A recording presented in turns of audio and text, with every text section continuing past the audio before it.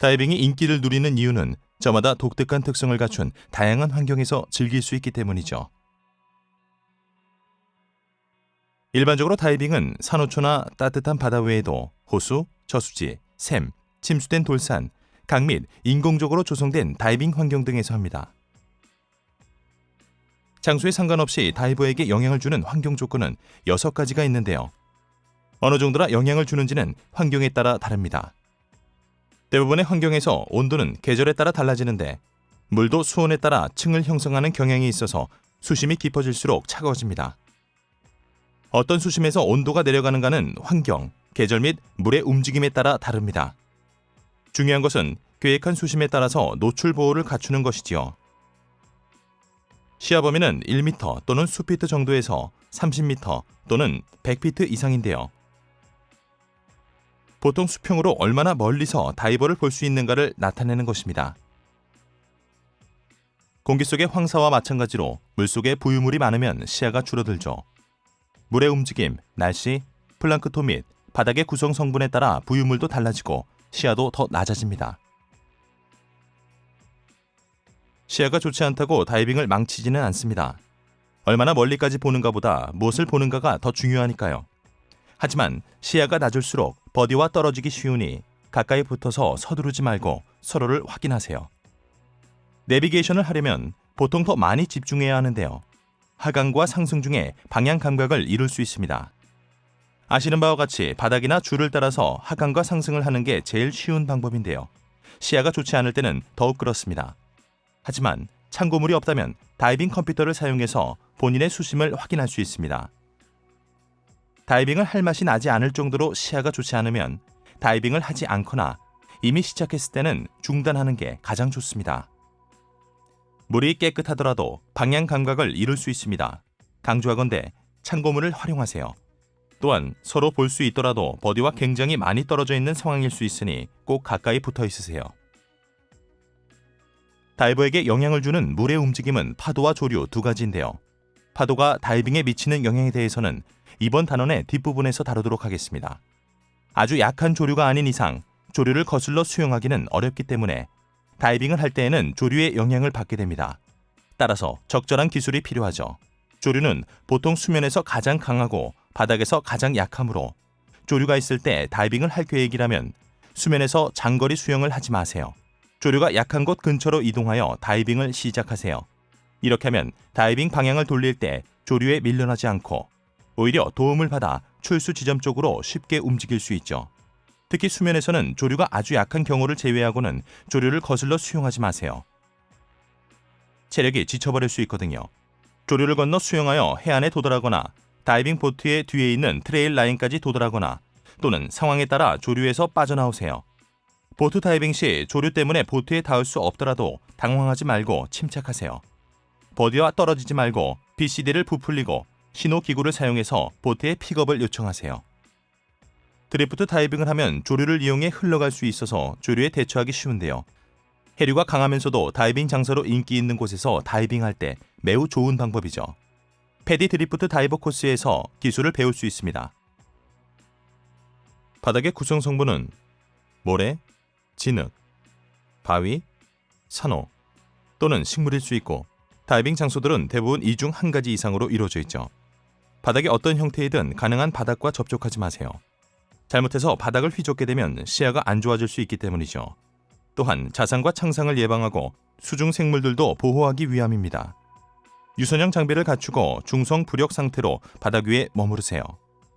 꼭 바닥에 닿아야 한다면 예민한 수중 생물들이나 위험 요소가 없는 것을 선택하여 조심스럽게 착지하세요. 핀 끝으로 접촉하는 정도가 가장 이상적입니다. 바닷가 가까운 곳에 있을 때는 손과 발의 위치에 주의하세요. 해변 다이빙 중에 걸어서 입수 또는 출수할 때는 어느 정도는 바닥에 닿아야 합니다. 따라서 필요시 다이빙 중에 바위로 인한 창상이나 수중 생물로 인한 자상을 예방하기 위해 웨트수트 부츠를 착용하세요. 수영을 시작하기에 적절한 깊이까지 걸어가세요. 일광은 수중에서 다이버가 확보할 수 있는 빛의 양에도 영향을 주지만 태양에 의한 화상을 일으키기도 하죠. 다이버들이 흔하게 입는 부상이지만 쉽게 예방할 수 있습니다. 자외선 차단제를 사용하고 가능하면 그늘에 있으면 됩니다. 옷으로 잘 감싸고 날씨가 흐리더라도 피부가 탈 수 있으니 주의하세요. 장기간 밝은 햇빛에 반복적으로 노출되면 눈이 손상될 수 있으니 품질 좋은 선글라스로 보호하세요. 민물에서도 바닷물에서도 멋진 다이빙을 즐길 수 있죠. 민물이든 바닷물이든 다이버의 기술은 통하지만 보통 몇 가지 차이점이 있습니다. 민물은 밀도가 낮아 웨이트가 많이 필요 없죠. 그러니 바닷물에서 민물 또는 민물에서 바닷물로 이동할 때는 웨이트를 적절하게 갖추었는지 확인하세요. 해양 환경은 수중 생물들이 더 많고 물의 움직임, 즉 파도, 조류, 조수가 더 많이 일어나는 경향이 있습니다. 반면 민물 환경에서는 바닥을 휘저을 확률이 훨씬 높고 레크레이션 수심 범위에서도 깊은 곳으로 내려갈수록 수온 약층을 만나게 될 확률이 높지요. 다이버로서 다이빙 상황 평가 능력을 기르세요. 여러분의 강사, 다른 다이버 및 경험을 통해 상황 평가 방법을 배우게 되면 날씨, 계절, 물의 움직임, 물의 상태, 다른 다이버의 온라인 보고서나 이야기, 비슷한 장소에서 한 다이빙을 바탕으로 다이빙 상황들을 평가할 수 있죠. 그리고 다이빙을 할지 안 할지 결정하는 것도 이 평가에 포함됩니다. 우려되는 부분이 있다면 가능한 한 대처 방법에 대한 정보를 더 알아보세요. 문제를 해결할 수 없다면 다른 장소나 다른 날을 선택하세요. 다이빙에 대한 최종 결정은 본인이 내리는 겁니다. 본인의 안전은 본인의 책임이므로 다이빙에 대한 최종 결정은 본인이 직접 내려야 합니다. 일장에서 다루었듯이 환경 오리엔테이션에 참석하면 특정 환경에서의 특별한 점에 대처하는 데 도움이 됩니다. 상황을 평가하고 잠재적인 문제점을 제거하는 방법을 배우세요. 오리엔테이션에 참석하면 다이빙을 더욱 안전하고 신나고 알차게 즐길 수 있습니다.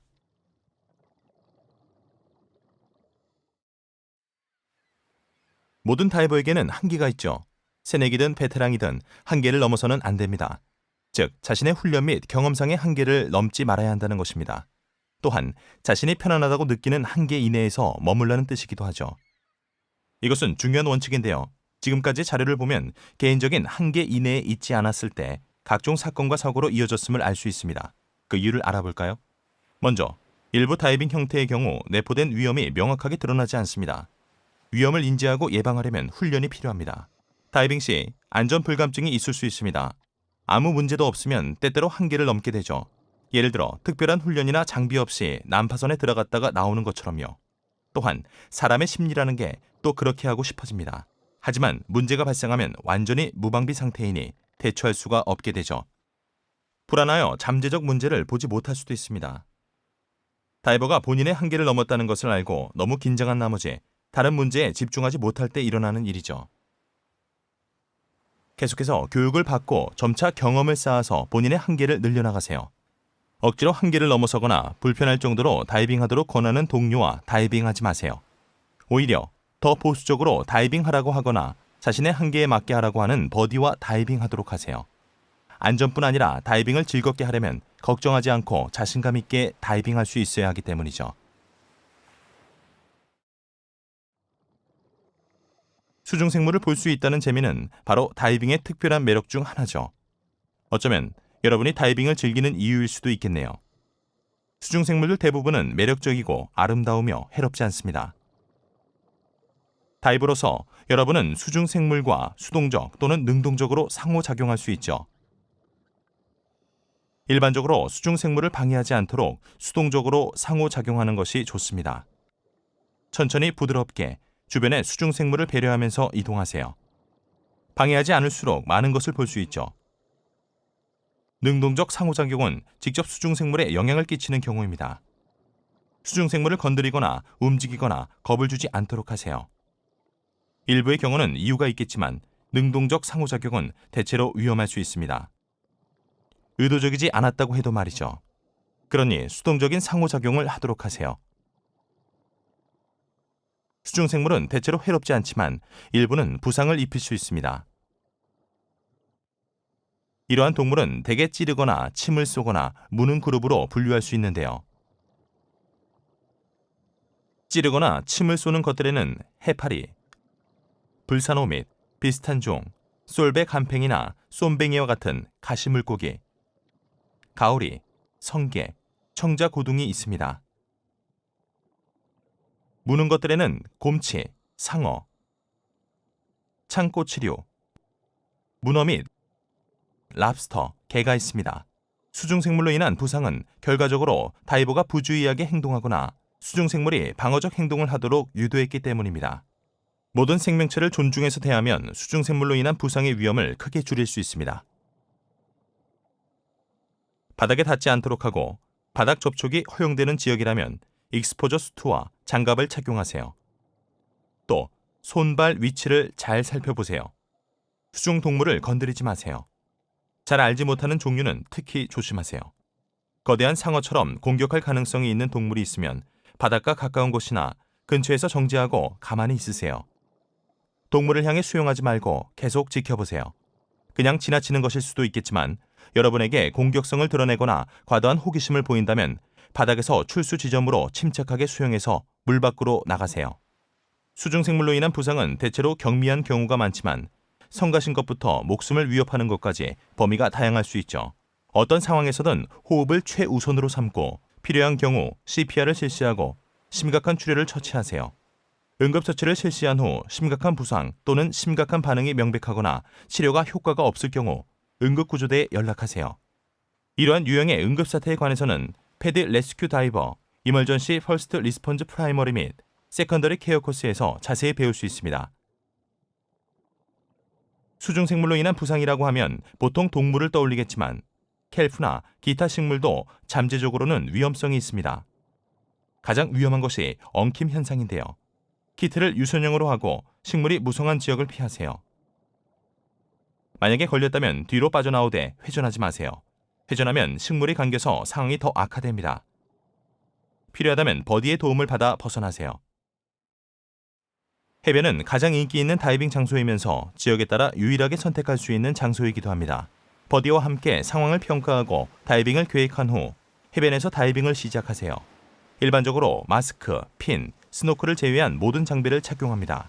그런 다음 물을 향해 걸어간 다음 입수 전에 마스크와 스노클을 착용하세요.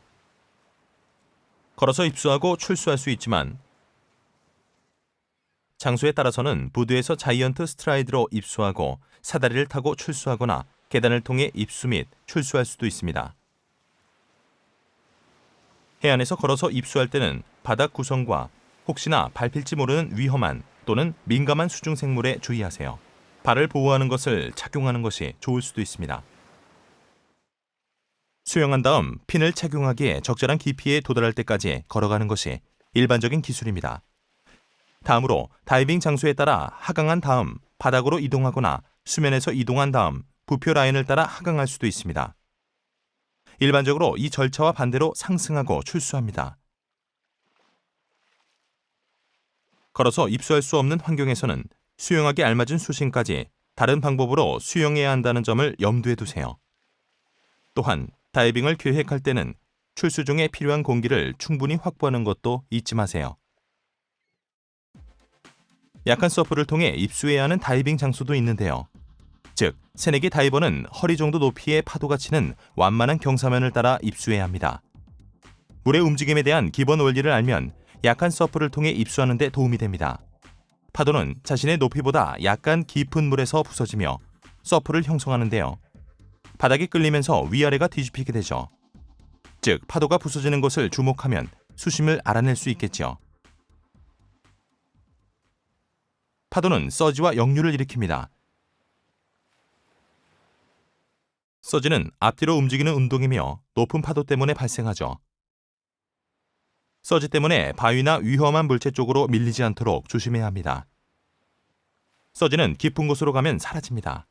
역류는 파도가 부서지면서 생긴 물이 바다 쪽으로 돌아가면서 밀려오는 파도 아래쪽으로 흐르는 현상입니다. 파도가 크고 비치가 비탈질수록 역류가 강해집니다. 역류에 휘말리면 몸의 균형을 잃을 수 있지만 약한 서프에서는 별로 강하지 않습니다. 파도는 보통 각을 이루며 해안에 접근하는데요. 때문에 연안류가 발생하죠. 연안류는 해안선과 평행을 이루며 흐르고 다이빙 중에 다이버를 해안 아래로 끌어내리는 경향이 있습니다. 여기에 대해서는 다이빙 중에 조류 속으로 이동하도록 계획하거나 해안선을 따라 아래쪽으로 출수하도록 계획하면 됩니다. 바닥에서 흐르는 물이 바다 쪽으로 되돌아가려는 것을 장애물이 막는 경우가 있는데 때로 파도가 이 장애물을 강하게 밀어젖히게 됩니다. 이런 현상이 일어날 때 좁은 통로를 통해서 물이 바다 쪽으로 이동할 수 있습니다. 통로를 지나치면 흐름이 사라집니다. 이것을 이안류라고 하죠. 이안류에 휘말리면 빠른 속도로 해안에서 먼 곳으로 떠밀려가며 굉장히 강해서 거슬러서 이동하기 힘들기 때문에 조심해야 합니다. 이런 사고는 대체로 이안류 때문이라기보다 패닉 상태가 되기 때문입니다. 따라서 이안류를 만나면 맞서지 마세요. 사라질 때까지 BCD를 팽창시키고 지속할 수 있는 속도로 이안류를 가로질러서 수영한 다음 해안으로 돌아오세요. 지역에 따라서 해당 지역의 이안류에 관한 권고사항이 있기도 합니다. 해안에서 불어오는 바람이 수면의 물을 바다 쪽으로 밀어보낼 수 있습니다. 이 때문에 깊은 곳에 물이 올라와서 수면의 물을 대체하는 용승이 일어납니다. 용승이 일어나면 다이빙 상황이 맑은 시야로 되지만 수온이 내려가므로 노출 보호가 더 필요해질 수 있습니다. 달과 태양의 중력은 바다를 잡아당겨서 약간 볼록하게 만드는데요. 지구의 자전에 따라 수면이 올라가고 내려가는 간만이 일어납니다. 간만은 조류를 일으키는데 특히 좁은 지역 안팎으로 흐를 때 그렇습니다. 조류는 수심과 시야에 영향을 줍니다. 조수의 변화는 눈으로 볼 수 있는 정도부터 눈치 못 챌 정도까지 다양하지만 예측이 가능합니다. 일반적으로 다이빙의 가장 적절한 때는 만조인데요. 지역의 간만의 시간 및 높이는 온라인이나 앱으로 찾을 수 있습니다. 간만의 변화가 매우 크다면 지역의 다이빙 전문가가 해당 지역의 기술에 관해 진행하는 오리엔테이션에 참여하세요. 이제 약한 서프를 통해 입수할 때 사용하는 기술을 살펴볼까요? 파도가 없거나 가장 잔잔할 때 입수할 수 있도록 먼저 파도가 부서지는 장소와 패턴을 살피세요. 핀을 제외한 모든 장비를 착용하고 호흡기로 호흡하면서 입수하세요. BCD에는 물이 뜰 정도의 공기만 있으면 됩니다. 버디와 함께 깊은 물을 향해 빠르게 걷습니다. 파도가 치면 화면과 같이 서서 안정적이도록 합니다. 또한 마스크나 호흡기가 벗겨지지 않게 주의하세요. 부표, 플로트를 사용한다면 여러분의 뒤쪽에 놓고 끄세요. 수영하기 알맞은 수심에 도달하면 핀을 착용하고 수면으로 수영하여 밖으로 나갑니다. 가능한 한 재빨리 서프를 통과하는 것이 핵심입니다. 하강하기 전에 수면에 조금 더 있을 생각이라면 스노클로 교체하여 공기를 아껴야겠죠. 다이빙이 끝나면 서프 지역 밖의 수면으로 상승한 후 파도의 패턴을 보면서 서프가 약해질 때 해안으로 들어갈 타이밍을 확인하세요. 준비가 완료되면 호흡기로 교체하고 버디와 함께 수면을 통해 해안으로 이동합니다. 걸어갈 만한 깊이에 도달하면 확실하게 서서 걸을 수 있도록 BCD에 공기를 뺍니다. 파도를 유심히 보면서 핀을 제거하고 재빨리 해안으로 걸어가세요. 파도가 몰려오면 아까 했던 것처럼 잘 버티세요. 넘어졌을 때는 파도 때문에 일어서기 힘드니 그대로 있으세요. 물에서 거의 빠져나올 때까지 기어서 이동하고 버디의 도움을 받아 일어서세요. 다이버는 대개 보트에서 다이빙을 합니다. 보트 다이빙을 준비할 때는 미리 장비를 점검하고 다른 사람의 것과 섞이지 않게 표시해두세요. 공간이 제한되어 있으니 가방에 넣고 빼기 쉽도록 짐을 꾸리세요.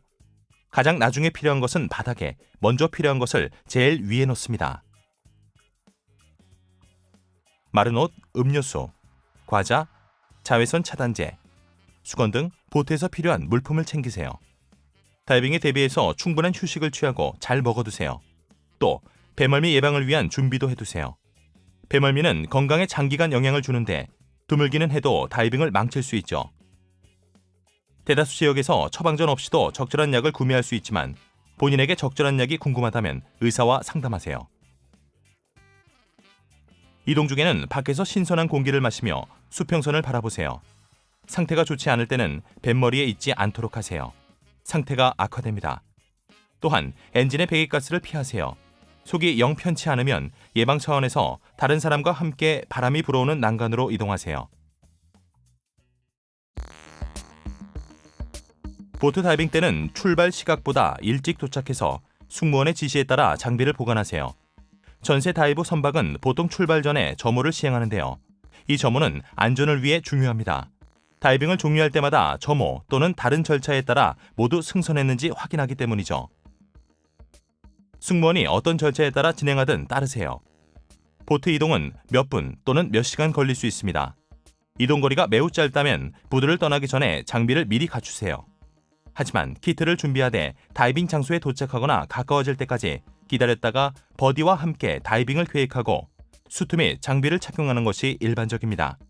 장비를 준비하고 탱크를 완전히 충전했는지 확인하고 나면 장소에 도착할 때까지 탱크 밸브를 잠그고 호흡기를 퍼지하세요.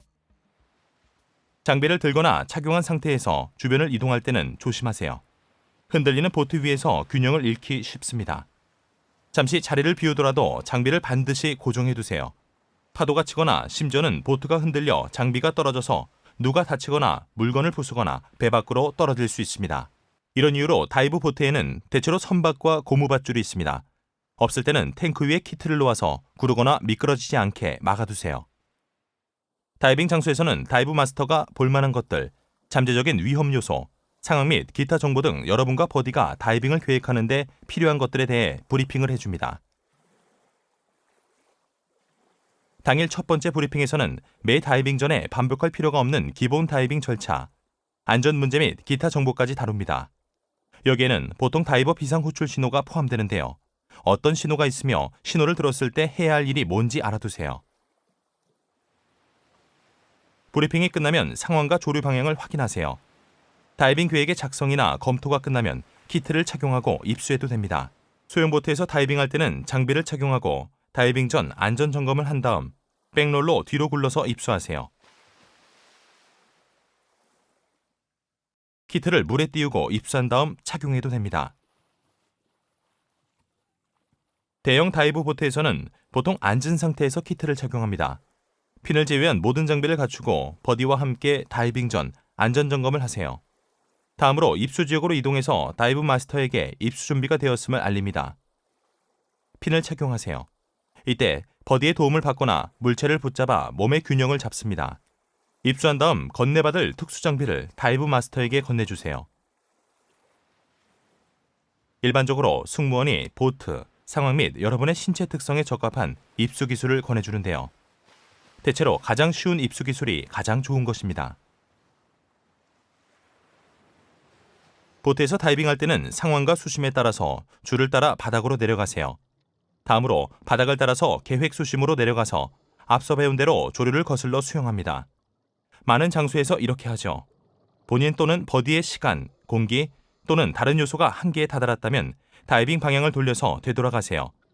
줄이 있는 곳에 도착하면 줄을 상승의 보조 수단으로 그 옆에 안전하게 멈출 수 있도록 하세요. 보통 보트 측면에 준비해놓은 막대나 별도의 라인에 매달려도 됩니다. 보트 아래나 측면을 따라 이동할 때는 보트의 프로펠러와 충분한 거리를 유지하세요. 엔진이 정지했더라도 절대 접근하거나 근처에 있으면 안 됩니다. 경계를 소홀히 하면 프로펠러 때문에 참혹한 사고가 일어날 수 있고 종종 목숨을 잃기도 합니다. 언제라도 전속력으로 가동될 수 있다고 생각하고 행동하세요. 안전 정지 완료 후 보트 앞이나 바로 옆에서 수면으로 올라오세요. 부력을 갖추고 승무원에게 괜찮다는 신호를 보냅니다. 조류가 없다면 보트 사다리에서 수면으로 올라올 수 있죠. 공기가 부족하여 보트에서 떨어진 곳에서 수면으로 올라오거나 방향을 잃고 보트를 찾아야 한다면 지나가는 보트를 기다리세요. 적절하다면 수면 신호 기기를 사용해서 자신이 더 잘 보이게 하세요. 수면 바로 아래로 이동하면 안 됩니다. 보트가 볼 수 없어서 부딪힐 수 있기 때문이죠. 수면에 머물며 잘 보이게 하거나 지나가는 보트와 충돌하지 않을 정도로 안전한 수심에 머무르세요. 출수해서 보트에 오르는 방법은 다양한데요. 대형 다이빙 보트에서는 이 장에서 살펴본 사다리 출수법이 일반적이죠. 소형 보트에는 보통 적절한 사다리가 없으므로 물속에서 장비를 벗고 승선한 다음에 장비를 끌어올리는 것이 일반적입니다. 출수에 도움이 된다면 핀을 벗지 마세요.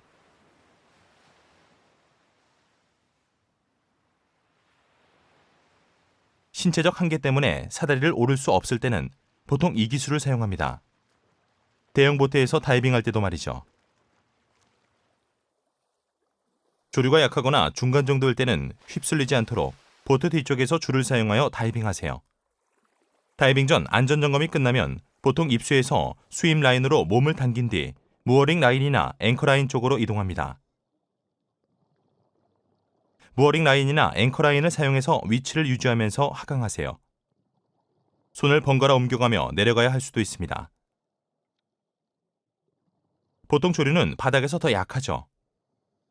조류를 거슬러 다이빙을 하세요. 상승할 때는 무어링 라인이나 앵커 라인으로 돌아와서 줄을 따라 상승하세요. 안전 정지를 하고 수입 라인 쪽으로 상승합니다. 수입 라인을 따라 사다리나 트레일 라인에 매달립니다. 출수 차례가 될 때까지 트레일 라인에 매달려 있으세요. 만약 조류 속에서 줄을 놓쳐서 다시 붙잡을 수 없다면 수면으로 올라온 다음 신속하게 조류를 가로질러서 수용하여 트레일 라인을 붙잡으세요. 트레일 라인을 놓쳤다면 BCD를 부풀리고 승무원에게 픽업 신호를 보낸 다음 수면 신호 기구를 사용하세요. 다른 다이버가 출수를 마치고 본인 차례가 올 때까지 조금 시간이 걸릴 수 있으니 침착하세요. 승무원이 조류에서 다이빙할 때 사용하는 다른 절차를 알려줄 수도 있습니다. 정말 드문 일이지만 수면에 올라왔는데 보트가 보이지 않을 때는 당황하지 말고 부력을 갖춘 후 픽업을 기다리세요. 보트의 정박이 풀어졌을 수도 있고 응급사태 때문에 선장의 판단으로 떠났을 수도 있습니다. 무어링 라인이나 앵커 라인이 제자리에 있다면 매달려 있으세요. 보트가 돌아왔을 때 여러분의 위치를 파악하기 쉽도록 수면 신호 기구를 사용합니다. 현실적으로 체력이 지치지 않고 도달할 수 있을 정도로 가까운 거리에 해안이나 적절한 출수 지역이 있다면 그곳을 향해 천천히 이동하세요. 일반적으로 다이빙 계획은 4단계로 구성됩니다. 사전 계획은 다이빙 여부를 결정하는 것인데요. 2단계에서는 버디와 다이빙 사이트를 결정하고 목표에 합의하고 실행 계획을 구성합니다. 또 일반적으로 다이빙 상황 및 날씨, 서프, 간만 등을 확인하죠. 준비 계획은 다이빙 전날까지 맞춰두세요. 장비를 점검하고 필요하다면 탱크를 가득 채웁니다. 마지막으로 확인한 지 여러 날이 지났다면 상황을 한 번 더 확인하고 적절하게 장비를 꾸리세요. 최종 준비는 떠나기 직전에 합니다. 적절하다면 지난 몇 분간의 상황 변화를 다시 확인하세요. 지인들에게 어디로 가는지, 언제 돌아오는지, 만약 되돌아오는 시간이 늦어진다면 무엇을 해야 하는지와 휴대전화 번호를 알려주세요.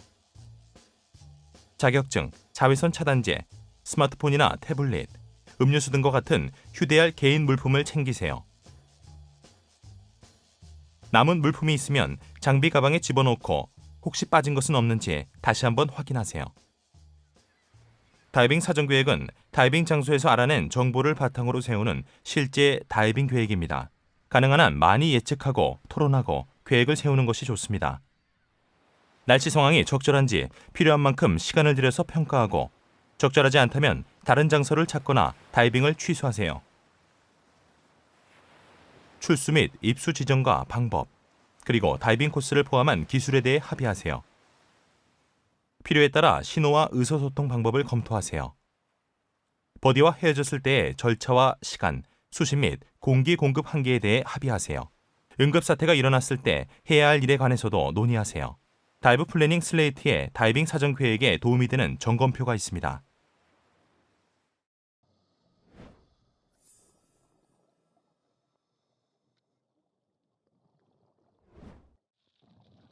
다이빙은 다른 스포츠나 활동에 비해 훨씬 안전하지만 그래도 위험 가능성이 있습니다. 사람은 물에서 호흡할 수 없죠. 상식적으로 생각해봐도 물속에 있다는 것은 몇 가지 위험성을 내포합니다. 또한 압축 공기를 호흡하는 것에 관한 몇 가지 위험 상황을 이미 배우기도 했죠. 새내기 다이버가 배우는 내용으로도 보통은 위험을 줄이고 관리에 도움이 되지만 모든 것이 그렇듯 위험 요소를 완전하게 제거할 수는 없죠. 문제 발생 가능성을 줄이려면 자신의 한계를 지키면서 다이빙하세요. 체력을 관리하고 기술을 계속해서 정확하게 연마하세요. 안전 다이빙 지침을 따르고 권장 장비를 보유하며 훈련 받은 대로 행동하세요. 필요 없다고 생각될 때도 말이죠. 스트레스를 받으면 습관대로 하게 된다는 것을 기억하고 문제 예방과 대처에 도움이 되는 습관을 들여놓으세요. 사람은 누구나 실수를 하게 마련입니다. 적절한 절차를 따르고 필수 장비를 갖추면 실수에 대해 어느 정도 여유를 가지고 대처할 수 있습니다. 적절한 다이빙 습관과 장비를 갖추면 그만큼 문제 발생 가능성이 줄고 발생하더라도 사소한 수준에서 끝납니다. 문제를 신속하고 효과적으로 해결할 수 있게 준비하는 게 좋습니다. 다음 소단원에서는 기본적인 문제의 관리 방법에 대해 소개합니다. 다이버 교육을 계속해서 받으면 이 코스에서 학습할 내용을 더 폭넓고 자세하게 익힐 수 있습니다. 예를 들어 의료진, 인명구조원 및 전문 다이빙 가이드한테 즉시 도움을 받을 수 없는 곳에서 다이빙을 계획한다면 패들 레스큐 다이버 및 이멀전시 옥시즌 프로바이더 코스는 물론 이멀전시 퍼스트 리스폰즈 프라이머리 및 세컨더리 케어 코스를 완료할 것을 권장합니다. 다이버가 곤란에 빠지는 상황은 대체로 수면에서 발생하죠. 지금까지 배운 대로만 하면 이러한 문제 대부분을 예방 또는 통제할 수 있습니다. 자신의 한계를 지키면서 침착하게 다이빙하고 수면에서는 양성 부력을 갖추고 유지하세요. 수면에서 문제가 발생하면 즉시 부력을 확보하세요. BCD에 공기를 넣거나 웨이트를 떨어뜨리세요. 일단 행동을 멈추고 생각한 다음 행동하세요. 필요하다면 도움을 요청하세요. 그래야만 상황이 악화되는 것을 막을 수 있습니다. 수면에서 다이버를 도와야 할 때는 해당 다이버에게 도움이 필요한지와 심리 상태를 확인하세요. 패닉 상태가 아닌 자기 통제가 가능한 다이버는 보통 신호를 보내거나 도움을 요청합니다. 이들은 비교적 안정적이며 신중하고 자제하면서 움직이죠. 또한 대체로 지시에 반응하고 따르며 장비를 착용할 수 있고 부력을 갖추고 있습니다. 패닉 상태인 통제불능의 다이버는 공포심으로 인해 훈련 중에 배운 신중하고 자제력 있는 행동을 잊고 본능대로 움직입니다. 이들은 수면에 머무르면서 격렬하게 몸부림치고 엄청난 에너지를 소모하며 탈진에 이르기도 합니다. 또한 대부분이 부력을 확보하지 못한 상태에서 가라앉지 않으려고 물체든 사람이든 상관없이 붙잡고 올라탑니다. 마스크와 마우스피스를 벗고 눈이 휘둥그레져서 제대로 주변을 살피지 못하죠. 지시도 따르지 않고 빠르고 급작스럽게 움직입니다. 패닉 상태인 다이버는 즉시 도와주어야 하는데요. 탈진할 때까지 허우적대다가 물속에 가라앉아 익사할 수 있기 때문이죠. 다른 다이버를 도와줄 때는 다음의 4단계 절차를 따르세요. 첫째, 본인과 다이버를 위한 부력을 확보하세요. 플로트를 던지거나 어떤 것을 내미는 방법이 이상적입니다. 만약 접근해서 도와야 한다면 먼저 본인의 부력부터 확보하고 해당 다이버의 BCD를 부풀리거나 웨이트를 떨어뜨리세요. 둘째, 다이버를 안심시켜서 침착하게 하세요. 셋째, 다이버가 호흡을 조절할 수 있게 도와주세요. 천천히 심호흡을 해서 긴장이 완화될 수 있게 해주세요. 가능하다면 그리고 상황이 적절하다면 먼저 휴식할 시간을 주고 다음 조치를 취하세요. 넷째, 다이버가 보트나 해안으로 돌아가도록 도와주세요. 자기 통제가 가능한 다이버도 다리 경련이나 다른 문제로 도움이 필요할 수 있죠. 훈련 중에 다이버 끌기법을 배워볼 겁니다.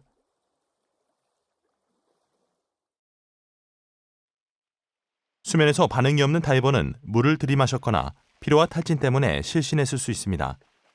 또는 심장마비, 폐 과팽창이나 다른 심각한 증세가 나타났을 수도 있습니다. 이럴 때는 즉각적인 조치가 필요한데요. 최우선으로 호흡을 확인하고 필요하면 구조 호흡을 시작해야 합니다.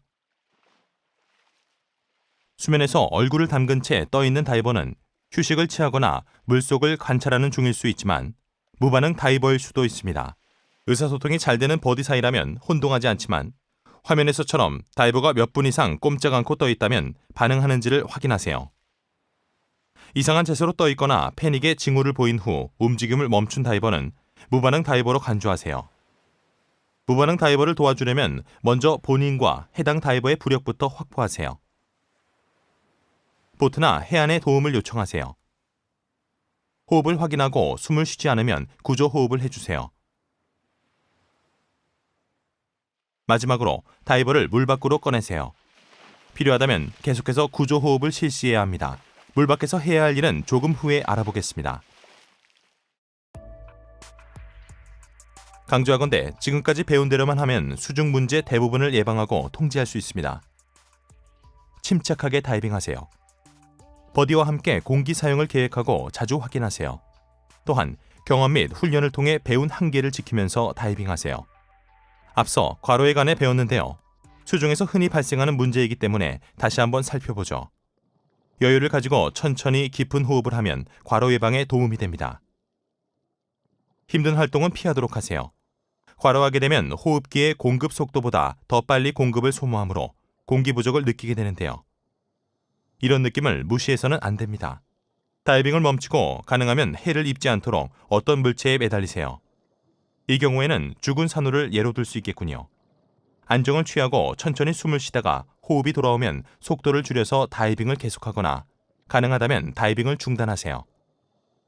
화면에서처럼 스쿠버 호흡기는 고장나면 공기 공급을 끊는 대신 프리플로우가 발생하게 되어 있죠. 프리플로우가 발생한 호흡기로도 숨을 쉴 수 있지만 입으로 마우스피스 전체를 물지 마세요.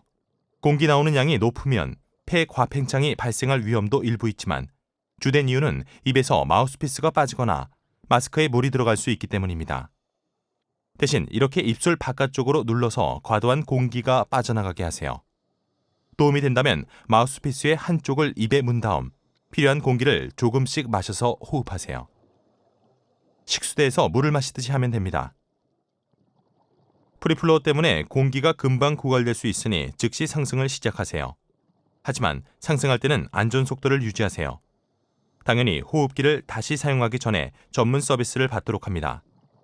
이 기술은 제한 수역 다이빙 4에서 배워볼 겁니다. 수중식물에 관한 내용에서 드물지만 엉킴 현상이 발생한다고 배웠습니다. 낚싯줄, 릴에서 빠진 느슨한 줄, 낡은 낚시 그물도 엉킴의 원인인데요. 이런 문제는 천천히 움직이고 항상 경계하고 이동할 장소를 잘 살피며 키트를 유선형으로 유지하면 대체로 예방할 수 있죠. 엉킴이 발생해도 가지고 있는 공기가 충분하다면 보통 응급 상황으로 보지 않습니다. 주변에 줄이 엉킬 수 있으니 몸을 돌리거나 꼬지 마세요. 이럴 땐 행동을 멈추고 생각한 다음 천천히 침착하게 풀어나오도록 하세요. 버디의 도움을 구하되 너무 심하게 엉켰거나 공기가 부족할 때 절단 도구가 더 빠른 해결책이라면 조심해서 사용하세요. 드물지만 극단적인 경우에는 스쿠버 키트를 벗고 빠져나와야 하는데요. 이 기술은 제한 수역 훈련 다이빙 중에 연습해 볼 겁니다. 공기 부족 및 고갈 상황에 대해서는 이미 배웠지요. 리저브 공기를 포함하여 SPG 확인 등 공기 사용 계획을 세워두면 대체로 예방할 수 있습니다. 항상 상승에 필요한 공기가 충분히 남아있을 때 수면으로 향하세요. 물속에서 공기를 소모하는 것보다 수면에서 더 길게 이동하는 게 낫습니다. 공기 공갈 상황에서는 4가지를 선택할 수 있습니다. 첫째, 공기가 조금 남았지만 약간의 호흡 저항을 느낀다면 정상적으로 상승하세요. 주변 압력이 내려가면서 공기가 늘어나므로 호흡이 가벼워지고 수면까지 안전정지 없이 지속적으로 조절하면서 상승할 수 있습니다. 둘째, 예비공기 공급원 상승은 언제나 사용할 수 있는 방법으로 가장 좋은 방법이기도 합니다. 이 방법은 이미 익숙할 텐데요. 훈련 중에 여러 번 연습해 두시길 바랍니다. 가까이 있어야 할 버디와 멀리 떨어져 있고 독립적인 예비공기 공급원이 없으면 현재 수심이 6m 또는 20피트에서 9m 또는 30피트이거나 더 얕다면 시사 또는 조절된 비상 수영 상승법을 활용할 수도 있습니다. 숨을 지속적으로 내쉬어 폐 가팽창을 방지할 수 있도록 아 소리를 내면서 위를 보고 수면으로 수영하면 됩니다. 처음에 제한 수역에서 강사와 함께 수평으로 수영하면서 이 기술을 배우게 됩니다.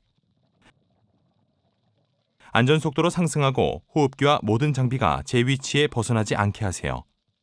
다이버로서의 스킬 섹션에서 더 자세히 배워보도록 하죠.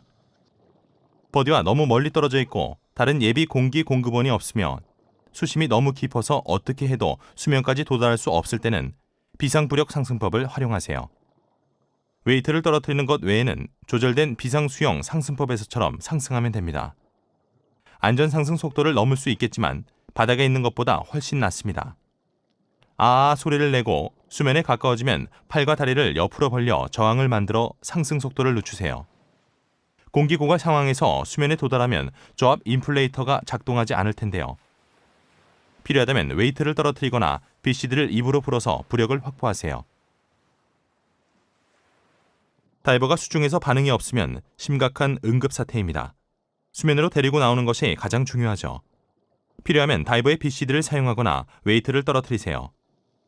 호흡기를 잘 붙잡되 빠져있다고 해서 다시 집어넣느라 시간을 낭비하지 마세요. 안전속도로 상승하세요. 본인까지 위험에 빠지면 도와줄 사람이 없으니 안전을 유지해야 합니다.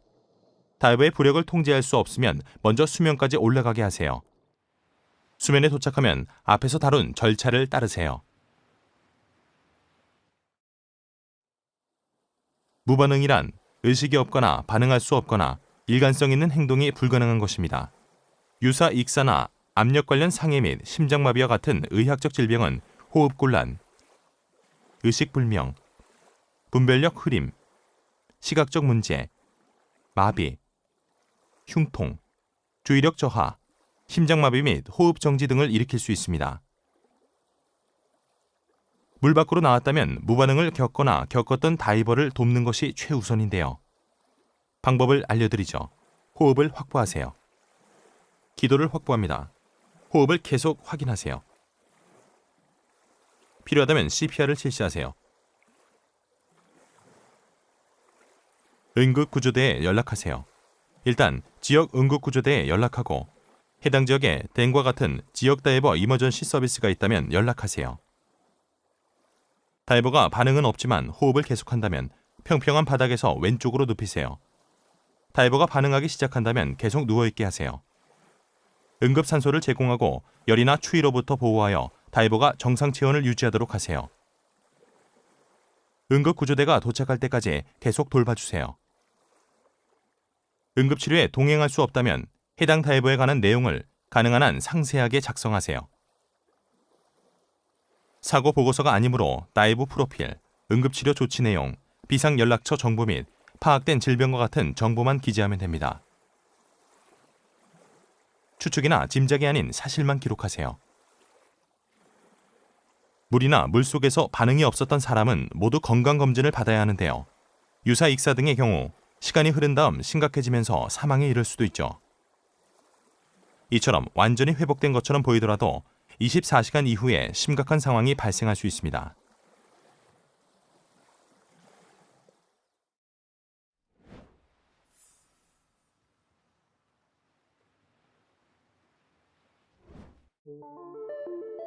수면 신호 기구로는 어떤 것이 있는지 살펴볼까요? 이러한 장치는 최소한 2개 정도 가지고 있어야 합니다. 소리로 주의를 끄는 청각적 기기와 먼 거리에서도 눈에 쉽게 띄도록 해주는 시각적 기기가 그것인데요. 호루라기는 가장 일반적인 청각적 기기죠. 여기에 부착하세요. 걸리적거리지 않으면서도 응급 상황 때에 쉽게 사용할 수 있죠. 저압 에어혼, 뿔피리는 탱크 속 공기를 사용합니다. 소리가 매우 크지만 탱크가 텅텅 빌 경우를 대비해 일반 호루라기도 함께 갖춰 놓으세요. 공기 주입식 신호용 튜브는 주머니에 딱 들어가지만 펼치면 물 밖에서 1m 또는 3피트 이상 높이가 됩니다. 이것을 사용하면 눈에 훨씬 잘 띄는데요. 특히 거친 파도가 심할 때 유용하죠. DS, MBS, 즉 수중 전개용 수면 마커 부위도 같은 역할을 합니다. 큰 차이가 있다면 수중에서 사용할 수 있다는 점이겠네요. 신호용 거울은 햇빛을 반사해 주의를 끄는데요. 항공기나 보트에 신호를 보낼 때 유용합니다. 신호용 라이트와 플래셔는 다이빙에 맞춰 설계되었으며 야간 다이빙에 적절합니다. 해안 다이빙 또는 보트로부터 다소 떨어진 거리까지 이동할 때 다이빙 부표를 사용할 수 있습니다. 다이빙 부표는 그 위에 쉴 수 있고 다이빙 장소를 나타내주며 액세서리 운반에 도움이 됩니다. 또한 비상시에 뜰 수도 있고 다이빙 깃발을 지지해주죠. 사용 용도에 따라 최적의 유형을 선택해야 합니다. 적절한 릴에 감긴 줄을 이용하여 부표를 끄세요. 느슨한 줄은 엉킬 위험이 있습니다. 줄이 보트나 물체에 엉킬 경우 그냥 놓을 수 있도록 손으로 끄세요. 다이빙 깃발로 보트나 다른 선박에 여러분이 있다는 것을 알릴 수 있죠.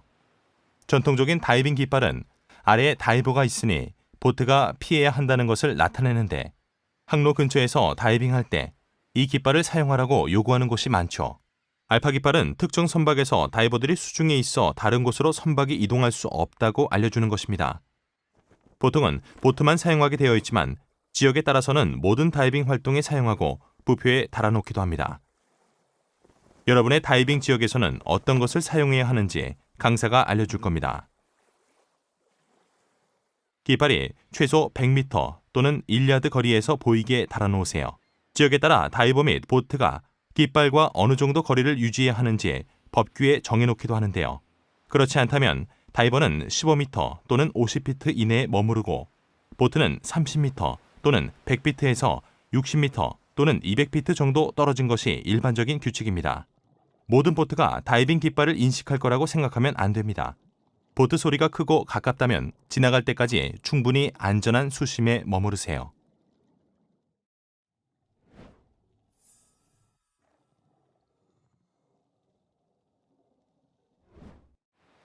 본 코스 중에 배울 수 있는 여러 입수법을 보여드렸는데요. 시티드 백롤이라는 또 다른 입수법이 있습니다. 소형 보트나 물에 가까운 낮은 플랫폼에서 입수할 때 유용하죠. 다이빙 전 안전점검을 마치면 물을 등지고 반대쪽을 바라보고 탱크는 무게중심이 뒤쪽으로 가서 수면 위에 놓이게 해서 가장자리 쪽에 앉으세요. 이렇게요. BCD를 부분적으로 부풀리고 호흡기로 호흡하며 마스크를 붙잡으세요. 버디가 입수 지역을 확인하면 턱을 밀어놓고 체중에 의해 자연스럽게 구를 때까지 몸을 뒤로 기울이세요. 마스크를 붙잡고 있다가 몸이 수면에 떠오르면 괜찮다는 신호를 보내고 버디가 입수하도록 해당 지역에서 벗어나세요.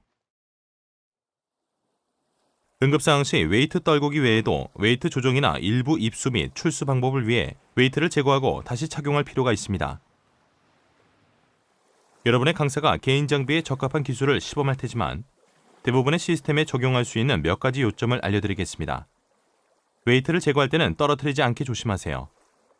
버디가 도와줄 수도 있고 보트 승무원이나 부두에 있는 사람에게 건네줘도 됩니다. 물속에서 웨이트를 착용하기 전에 부력이 충분한지 확인하세요. 또한 웨이트의 위치를 조절하는 중에 자세가 바뀌더라도 호흡할 수 있도록 스노클을 호흡기로 교체하세요. 보통 웨이트 통합식 BCD는 얼굴이 위로 향하도록 돌면 파우치를 제자리에 밀어넣는 데 도움이 되며 이러한 방법은 다양합니다. 웨이트 벨트를 사용할 때는 벨트의 남는 끝부분을 붙잡아 웨이트가 미끄러져 떨어지지 않게 한 다음 이렇게 루프법으로 다시 착용하세요.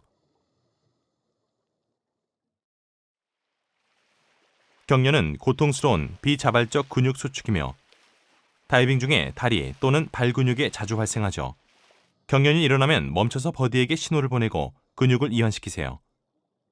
부드럽게 스트레칭하고 근육을 마사지하세요. 이렇게 핀을 사용합니다.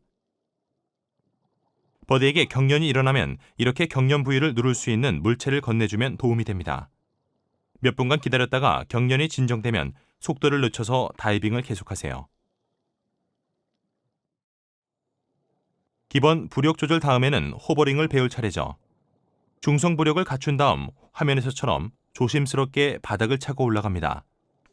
손이나 핀을 사용하지 않고 호버링 해야 합니다. 숨을 들이쉬고 내쉬는 것에 따라 조금씩 떴다가 가라앉습니다. 호흡의 깊이를 약간 높이거나 낮춰서 조금씩 자세를 통제할 수 있도록 하되 숨을 멈추지 마세요. 요령이 생기려면 연습이 좀 필요합니다. 최소 30초 정도 호버링 할 수 있을 때까지 강사가 연습을 시킬 겁니다. 웨이트를 올바르게 배치하고 중성 부력을 갖추면 트림, 즉 물속에서의 균형을 확인하고 조절하세요. 버디와 함께 수중에서 천천히 물의 중간으로 수영하다가 멈춰서 안정을 취하면서 본인의 몸이 얼마나 적응하는지 살펴보세요. 상대적으로 수평을 유지하고 얼굴은 아래를 향하도록 트림 상태를 갖추는 것이 이상적일 겁니다. 이렇게 말이죠. 발이 심하게 뜨거나 가라앉는 듯하거나 또는 얼굴이 위로 오게 돌면 웨이트와 장비를 조절하여 트림 상태가 좋아지도록 강사가 도와줄 겁니다. 다이빙에 따라 트림 상태를 조절할 수 있도록 이 방법을 차차 배워나갈 것입니다. 피크 퍼포먼스 보이언시 코스에서는 본 코스에서 배운 것보다 좀 더 고급 기술을 배웁니다. 자세한 정보는 여러분의 강사에게 문의하거나 패디닷컴을 방문하세요.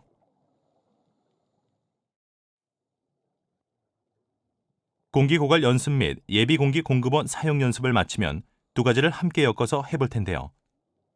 강사가 밸브를 잠근 후에 호흡이 어려워지면 공기고갈 신호를 한 뒤 버디의 예비공기 공급원을 확보해서 호흡하세요. 강사가 밸브를 다시 열어줄 것인데요. 어떤 이유가 생겼더라도 본인의 호흡기를 바로 사용할 수 있습니다. 숨을 몇 번 쉬고 안정을 찾은 다음 버디와 함께 공기를 공유하면서 최소 1분간 수영합니다. 이렇게 하면 실제 응급 상황 시 일반적으로 수면까지 올라오는 데 걸리는 대략의 시간 동안 수영하면서 공기를 공유하고 버디와 떨어지지 않도록 연습을 할 수 있습니다. 강사의 지도에 따라 실제로 수면까지 상승하여 완료하세요. BCD를 입으로 부풀려서 공기가 없는 상황에서 저압 인플레이터가 작동하지 않는 것을 연출합니다. 부력을 확보할 때까지 계속 예비 공기 공급원을 사용하세요. 제한수역 다이빙 3회선 C사, 즉 조절된 비상수용 상승법의 연습을 시작할 겁니다.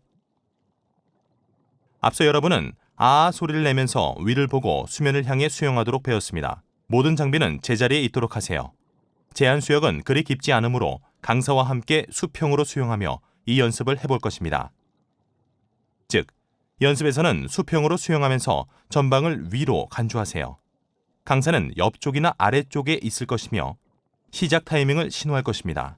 손을 뻗고 전방을 보며 분당 18m 또는 60피트 속도로 수영하면서 계속해서 아 소리를 내세요. 서두르면 안 됩니다. 최소 9m 또는 30피트 정도 수영할 수 있을 겁니다. 제한수역에서 이 기술을 숙달한 후에는 개방수역에서 강사와 함께 연습해 봅니다. 이때는 안정과 통제를 위해 라인을 사용합니다.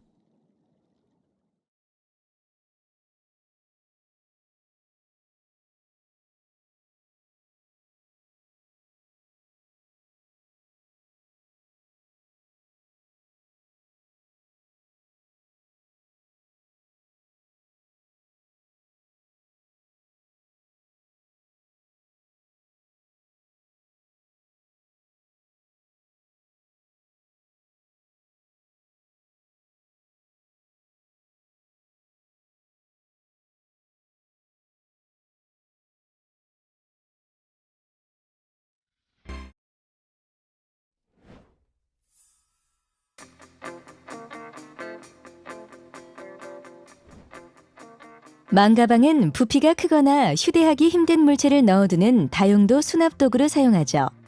수중 비치 클린업이나 프로젝트 어웨어 다이브 어게인스트 디브리 활동 같은 것이나 또는 다이빙 중에 잃어버린 작은 물건을 운반하는 용도로 사용할 텐데요. 다이빙 후에 익스포저 수트처럼 젖은 물건을 나를 때도 유용하죠. 지역 다이브 센터를 방문하여 용도에 가장 잘 맞는 것을 선택하세요. 중요한 사항, 다이빙 중에 어딘가에 걸리거나 무게가 무거울 때 버릴 수 있도록 물건을 채운 망가방은 손으로 운반하세요. 슬레이트나 웨트북은 의사소통이나 다이빙 정보를 기록하는 등의 용도로 사용합니다. 슬레이트는 크기가 다양한데요. 쉽게 주머니에 넣을 수 있는 것을 선택하세요. 웨트북은 방수종이로 만들어졌고 쓸 수 있는 필기 공간이 더 많습니다. 대체로 이 정도 크기인데요. 유연하기 때문에 익스포저 수트의 넓적다리 주머니에 잘 들어갑니다. 어드밴스드 오픈 워터 다이버 코스에서 야간 다이빙을 할 때는 확실히 다이빙 라이트가 필요하죠. 하지만 많은 다이버들은 낮에도 유용하게 사용합니다. 크기가 클수록 불빛도 강하고 더 오래 가는데요. 기술의 발전 덕분에 대형 라이트가 훨씬 작고 가벼워졌습니다. 배터리, 전력 및 크기 등 옵션이 다양하니 다이빙 전문가에게 물어보고 선택하세요. 라이트를 선택했다면 BCD에 부착하기 위한 클립과 사용 중에 분실을 막아주는 손목렌 야드가 필요할 겁니다. 훈련의 일부분으로 다이빙 로그 작성을 할 텐데요. 많은 다이버들은 유서 깊은 패디 다이빙 로그를 선호하는데 다이빙 로그는 크기와 스타일이 다양합니다. 또 온라인, 태블릿 또는 PC용 e로그를 사용해도 됩니다. 다이빙 컴퓨터는 보통 이렇게 프로그램으로 다운로드하기 때문에 로그 기록이 편리해집니다. 다이빙 로그는 교육을 계속하는 동안 사용하게 될 경험 기록을 제공하는데요. 여기에는 긴급 정보, 다이빙 버디 전화번호 및 이메일 주소, 장비 일련번호 등을 기록하기 좋습니다. 각 다이빙을 하는 동안 날짜, 다이빙 장소, 수심, 시간, 버디 이름을 기록하세요. 또 일반적으로 목표와 메모 또는 다이빙 중 발생한 중요 사항을 기록하세요. 또 다이빙 로그는 스쿠바어스나 기타 온라인 웹사이트에서 다른 이들과 정보를 공유하는 데 필요한 데이터를 제공합니다. 다이빙 계획 소프트웨어는 공기 사용 계획 및 다이빙 허용 시간을 결정하는 데 도움이 됩니다. 가장 보편적인 버전은 스마트폰이나 태블릿에서 작동하지만 개인용 컴퓨터 프로그램으로도 이용할 수 있죠. 버전에 따라서 다이빙 컴퓨터와 통신하거나 이로그 기능이 포함된 것도 있습니다. 오링을 잃어버리거나 스트랩이 끊어지면 다이빙을 망칠 수 있기 때문에 많은 다이버들이 스페어 부품 키트를 사용합니다. 화면에 나온 것처럼 사용자가 교환할 수 있는 부품과 도구를 튼튼한 상자에 모아놓은 것인데요. 상자는 장비 가방에 보관하죠. 예비 부품 키트를 준비할 때는 이런 기본형으로 시작하세요. 하지만 필요한 크기보다 조금 큰 것을 선택하세요. 경험이 쌓일수록 부품이 추가되기 때문에 공간을 남겨두는 것이 좋죠. 하지만 실제 사용하지 않는 부품을 너무 많이 채워넣지 마세요.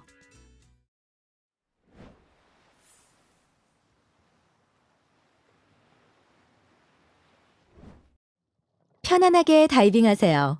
하지만 다이빙도 다른 스포츠처럼 육체적으로 힘들 수 있습니다. 예를 들어 장비를 착용한 채 걷거나 조류에서 수영하거나 응급 상황에 대처할 때처럼요. 그러니 주치의가 승인한 정기적인 훈련 프로그램으로 적절하게 체력을 키워두세요. 충분히 먹고 적당한 휴식을 취하고 면역을 최신 상태로 유지하세요. 또 정기적으로 건강검진을 받는 것이 좋겠죠? 다른 육체적 활동처럼 다이빙으로 인한 스트레스 역시 심장과 심혈관계에 부담을 줄 수 있는데요. 장비를 들어올리거나 운반, 햇볕 속에서 익스포저 수트 착용으로 발생하는 열 스트레스 등이 원인일 수 있습니다. 이러한 요인은 위험성이 있는 사람에게 심장마비를 일으킬 수 있고 다른 심혈관계 상태에도 문제가 될 수 있죠. 심혈관계 질환의 위험이 커졌거나 그럴 것 같다면 반드시 주치의와 상담하세요. 다이빙 전에 음주나 흡연은 절대 금물입니다. 술을 마신다면 다이빙 전날 밤은 자제하세요. 일부 약은 다이빙 중에 문제를 일으킬 수도 있죠. 약 사용에 주의하고 특정한 약을 복용해도 될지 확실하지 않다면 주치의와 상담하세요. 다이빙 시에는 육체적으로 건강해야 합니다. 아플 때는 다이빙을 취소하세요. 회복한 다음에 다시 하세요. 또 이미 배운 것처럼 아플 때 증상을 없애주는 약을 사용해서 다이빙해서는 안 됩니다. 다이빙은 즐거워야 하며 건강해야 다이빙을 통해 즐거움을 누릴 수 있죠.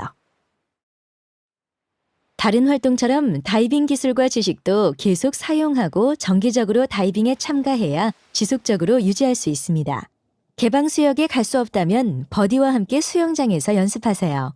최신 상태 유지에는 다른 다이버 및 스쿠바어스와 같은 온라인 커뮤니티와의 교류도 포함됩니다. 최신 트렌드와 연습을 계속하는 데 도움이 되기 때문이죠. 6개월 이상 다이빙을 하지 않는다면 스쿠바 리뷰 프로그램을 통해 지식과 기술을 되살리기 위해 패디 인스트럭터와 상담하세요. 계속해서 다이버 교육을 받으면 새로운 것들을 배우면서 기존 기술을 사용할 수 있으므로 감각 유지에 매우 좋은데요. 패디 어드밴스드 오픈 워터 다이버 코스, 스페셜티 다이버 코스 및 경험을 늘리고 자격을 부여하는 다른 프로그램을 통해서 가능합니다. 레크레이션 다이빙에서는 보통 호흡 기체로 공기를 사용하는데 공기는 사실 기체 혼합물이죠.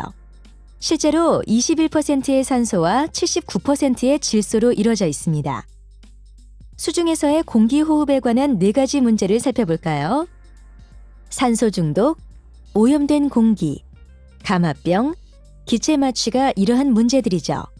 이번 장에서는 산소 중독, 오염된 공기 및 감압병에 대해 살펴보고 가스 중독은 5장에서 살펴보겠습니다. 산소는 살아가는 데 필요한 기체지만 압력이 높아지면 독성을 갖게 되죠. 또 장비의 화재 및 발화 문제도 있습니다. 하지만 레크레이션 수심 한계에서 공기를 사용한다면 모두 그렇게 심각한 문제는 아닙니다. 하지만 엔리치드 에어 나이트록스는 산소가 농축된 공기라 질소 비율이 낮고 산소 비율이 높은데요. 일반 공기를 사용하는 것보다 장점이 있지만 산소 중독과 장비 관련 고려사항이 엔리치드 에어 나이트록스에 문제가 될 수 있습니다. 패디 엔리치드 에어 다이버 코스에서 이러한 문제에 대처하는 방법을 배울 수 있지만 엔리치드 에어다이버 자격 취득 전까지는 엔리치드 에어탱크 라벨이 붙은 탱크는 사용하지 마세요. 오염된 공기는 내부에 불순물이 들어있죠. 다이빙에서는 매우 드문 일입니다. 오염된 공기는 냄새가 나거나 맛이 안 좋을 수 있지만 느끼지 못할 수도 있습니다. 오염된 공기의 징후와 증상에는 두통, 구역질, 현기증, 무반응 및 선홍색으로 물든 입술과 손톱 밑이 있는데요. 냄새가 나거나 맛이 안 좋은 공기로는 절대 다이빙하지 말고 몸이 안 좋아지면 즉시 다이빙을 중단하세요. 오염된 공기를 호흡한 다이버가 있으면 신선한 공기로 호흡하게 하고 가능하다면 산소를 공급하세요. 또 응급구조대에 연락하세요. 명성 높은 전문 스쿠버 센터에서만 탱크를 충전하여 오염된 공기를 예방하세요. 이러한 오퍼레이터는 특화된 호흡용 공기 컴프레셔와 필터를 사용하며 정기적으로 공기 검사를 합니다. 여러분은 공기 지속 시간이나 보온 시간 외에도 수중에서의 시간 한계가 있다는 것을 배웠는데요. 이들 중 하나는 질소의 영향을 받죠. 다이빙 중에 압력이 높아지면 호흡 공기에서 나온 질소가 용해되어 체세포로 들어가는데요. 압력이 높아질수록, 즉 수심이 깊어지고 오랫동안 수중에 있을수록 더 많은 질소가 몸속으로 용해되어 들어갑니다. 신체는 질소를 사용하지 않으므로 상승해서 압력이 떨어지면 과다한 질소가 체세포 밖으로 빠져나옵니다. 만약 여분의 질소가 과다하지 않으면 해가 없습니다. 다이빙 컴퓨터 또는 RDP 테이블이나 ERDPML 같은 테이블은 과다 질소를 허용 한계 이내로 유지하는 데 도움이 되는데요. 잠시 후에 자세히 알아보죠. 하지만 용해된 질소의 양이 너무 많으면 상승할 때 신체가 질소를 제거할 수 있는 속도보다 더 빨리 빠져나옵니다. 체세포 속에 버블이 형성되면 감압병을 일으키는데요. 때때로 벤즈 또는 DCS라고 부르는 심각한 질환입니다.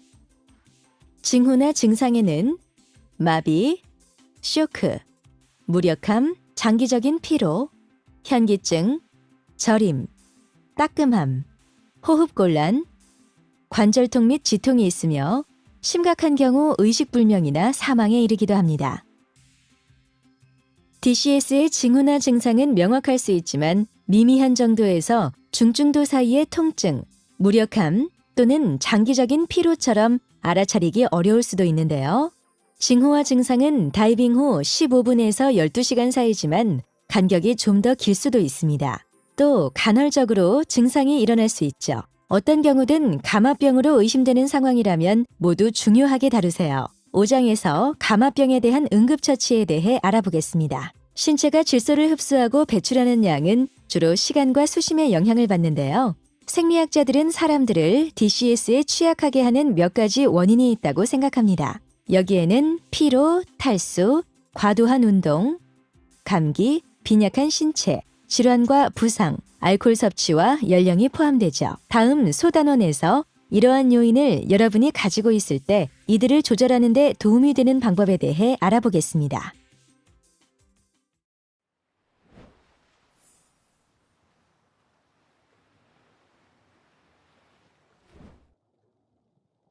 감압병의 발병 위험을 아주 낮게 하려면 과다 질소 수준을 허용 한계 이내로 유지해야 하죠.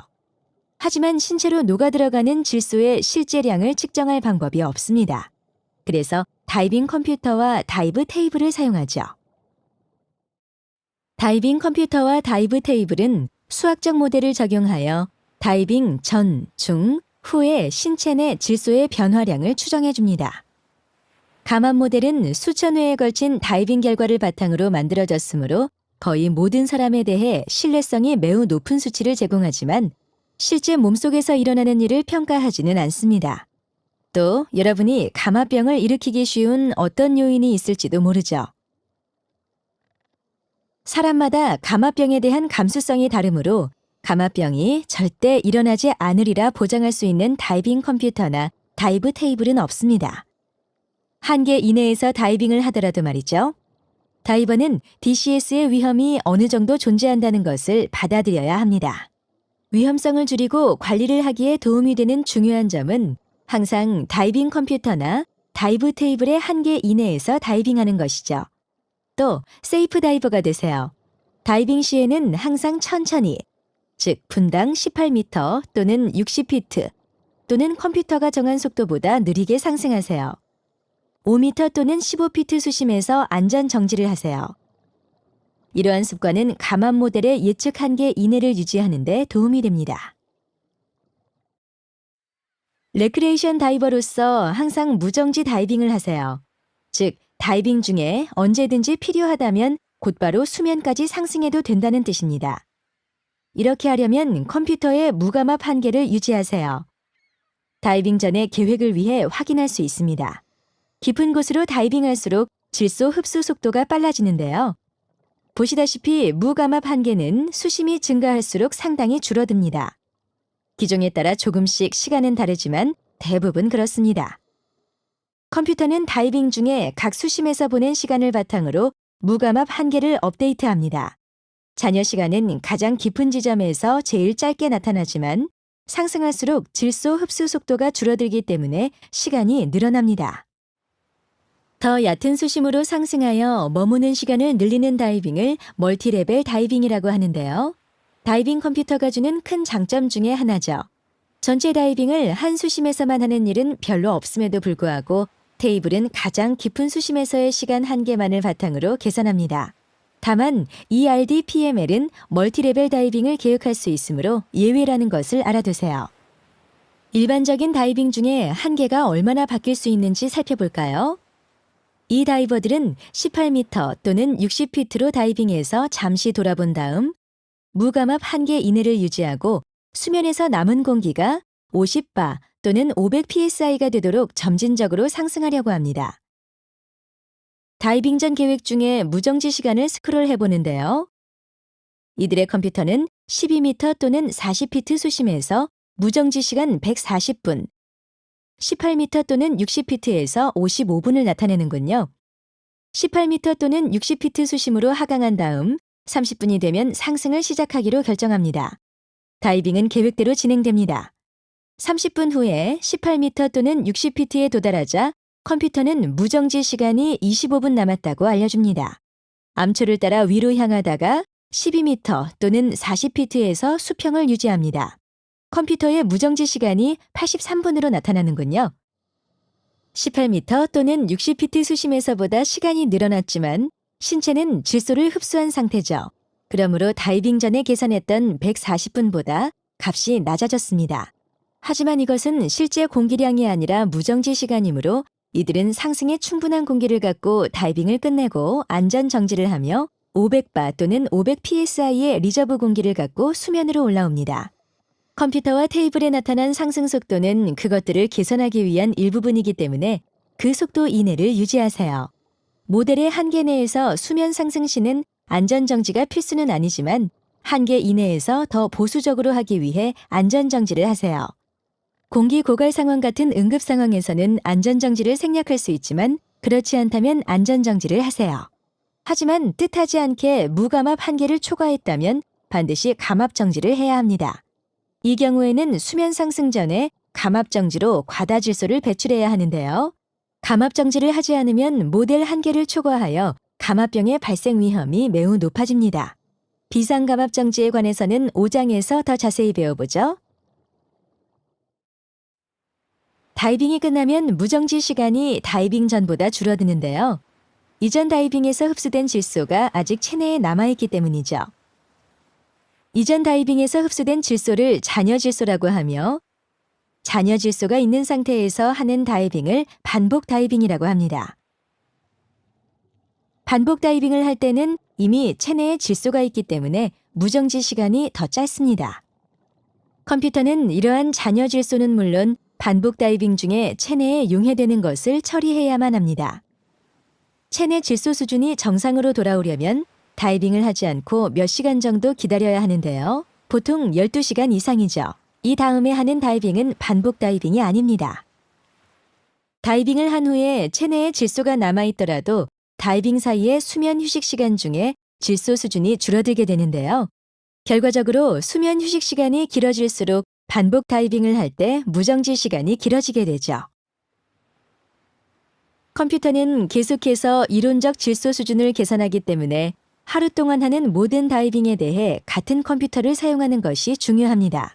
컴퓨터에는 잔여 질소 정보가 기억되어 있으니 공유하거나 교환하지 마세요. 또 전원을 끄면 안 되지만 대부분 기종은 사용자가 끌 수 없죠. 만약 같은 컴퓨터로 계속 다이빙을 하지 않으면 정확한 이론적 질소를 계산할 수 없습니다. 다이빙을 컴퓨터를 바꿔가며 다이빙하면 감압병이 발생할 위험이 크게 늘어납니다. 반복 다이빙을 위한 컴퓨터 사용에 관해서는 제조사의 추가 권고사항을 따르세요.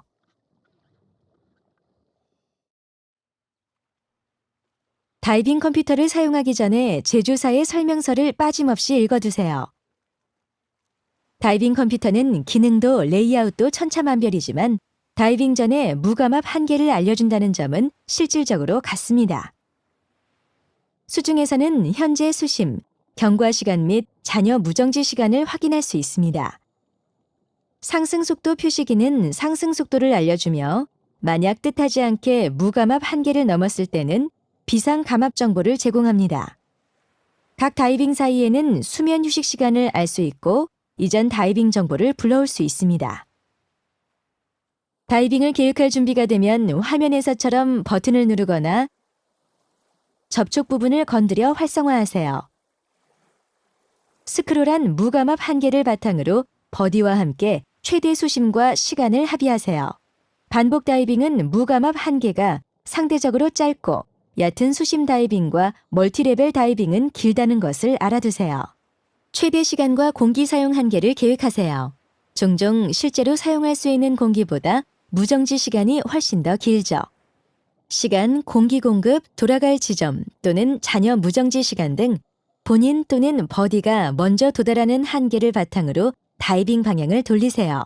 이러한 한계를 슬레이트에 적어두고 다이빙 중에 참고하세요. 컴퓨터를 사용한 다이빙 중에 따라야 할 6가지 지침이 있습니다. 하나, 계획대로 다이빙하세요. 컴퓨터가 허용한다고 해서 계획한 수심이나 시간을 초과하지 마세요. 둘, 컴퓨터의 한계 이내를 유지하세요. 잔여 무정지 시간이 0에 가깝게 다이빙하지 마세요. 셋, 여러분과 버디의 컴퓨터 중 가장 보수적인 것을 따르세요. 넷, SPG를 잘 보면서 공기 공급을 관리하세요. 다섯, 가능하다면 가장 깊은 수심에서 시작하여 얕은 곳으로 진행하세요. 한 번 이상의 다이빙을 할 때는 가장 깊은 다이빙부터 하세요. 이렇게 하면 무정지 시간이 아주 길어지죠. 또 보수적인 다이빙 습관이기도 합니다. 여섯, 컴퓨터가 지정한 상승 속도보다 천천히 상승하고 안전정지를 하세요. 다이빙 컴퓨터의 고장은 매우 드물죠. 대체로 활성화 시 자가 점검을 하고 전력이 적절한지 확인합니다. 다이빙 중에 컴퓨터가 고장났을 때는 2가지 대책이 있는데요. 첫 번째는 상승해서 안전 정지를 하고 다이빙을 종료하는 겁니다. 한계 이내를 잘 유지해서 다이빙하면 허용 가능한 이론적 질소 한계를 넘지 않을 겁니다. 만약 컴퓨터가 2대이며 모두 사용해서 다이빙을 했다면 두 번째 대책은 작동하는 컴퓨터를 가지고 다이빙을 계속하는 것이죠. 각 다이빙 사이에 컴퓨터가 고장났고 둘 다 사용 중이라면 작동하는 쪽을 사용해서 다음 다이빙을 할 수 있습니다. 한 대만 사용 중인데 고장난다면 다이브 테이블, 수심계 및 타이머와 함께 본인의 시간 및 수심 정보를 사용해서 다이빙을 계속할 수도 있습니다. 그렇지 않다면 12시간을 기다린 후에 작동하는 컴퓨터로 다시 다이빙을 해야 합니다.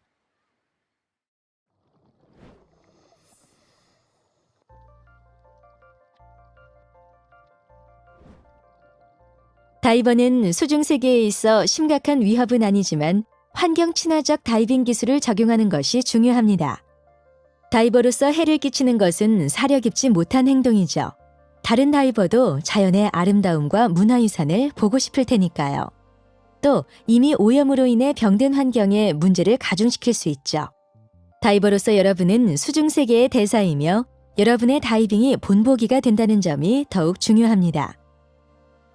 다이버는 수중 세계를 직접 볼 수 있으며 종종 여러 문제점의 첫 목격자가 되기도 하는데요.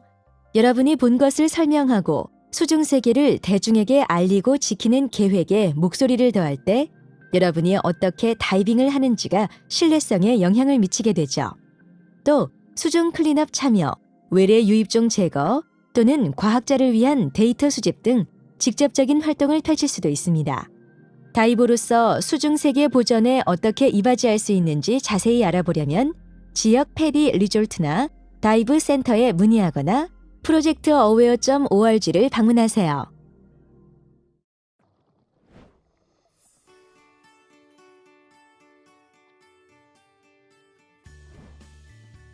여러분이 배울 기술 중 하나는 수면에서 스쿠버 키트를 착용하는 법인데요. 소형 보트 입수 시의 일반적인 절차지만 모든 크기의 선박이나 부두에서 입수하거나 다른 상황에서도 사용할 수 있죠. 장비를 완전히 조립한 상태에서 다이빙 전 안전 점검을 하세요. 꼭 착용한 상태가 아니라도 됩니다. 물에 뜨는지 확인하세요. 착용한 다음에 웨이트를 집어넣어야 할 수도 있습니다. 웨이트 통합식 BCD를 사용하지 않는다면 다이빙 키트를 착용한 후에 웨이트를 착용하게 됩니다. 스쿠버 웨이트 시스템을 착용하고 BCD 없이 물에 들어가지 마세요. 준비를 마치면 물속에 장비를 넣으세요. 바로 입수하지 않는다면 줄 위에 둡니다. 또는 입수 후에 버디가 건네줄 수도 있습니다. 앉아서 입수와 같이 적절한 기술을 사용해서 입수하세요. 지금 보는 입수에서는 이렇게 앉아서 대개 두 손을 얹고요. 양손을 중심으로 회전해서 이렇게 몸을 아래로 내립니다.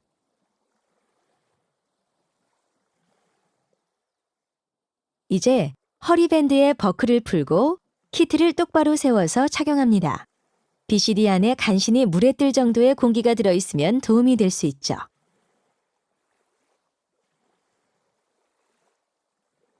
다른 기술도 있는데요. 이렇게 장비에 앉은 다음 양팔을 집어넣고 앞으로 미끄러지면 제자리에 들어가게 되죠.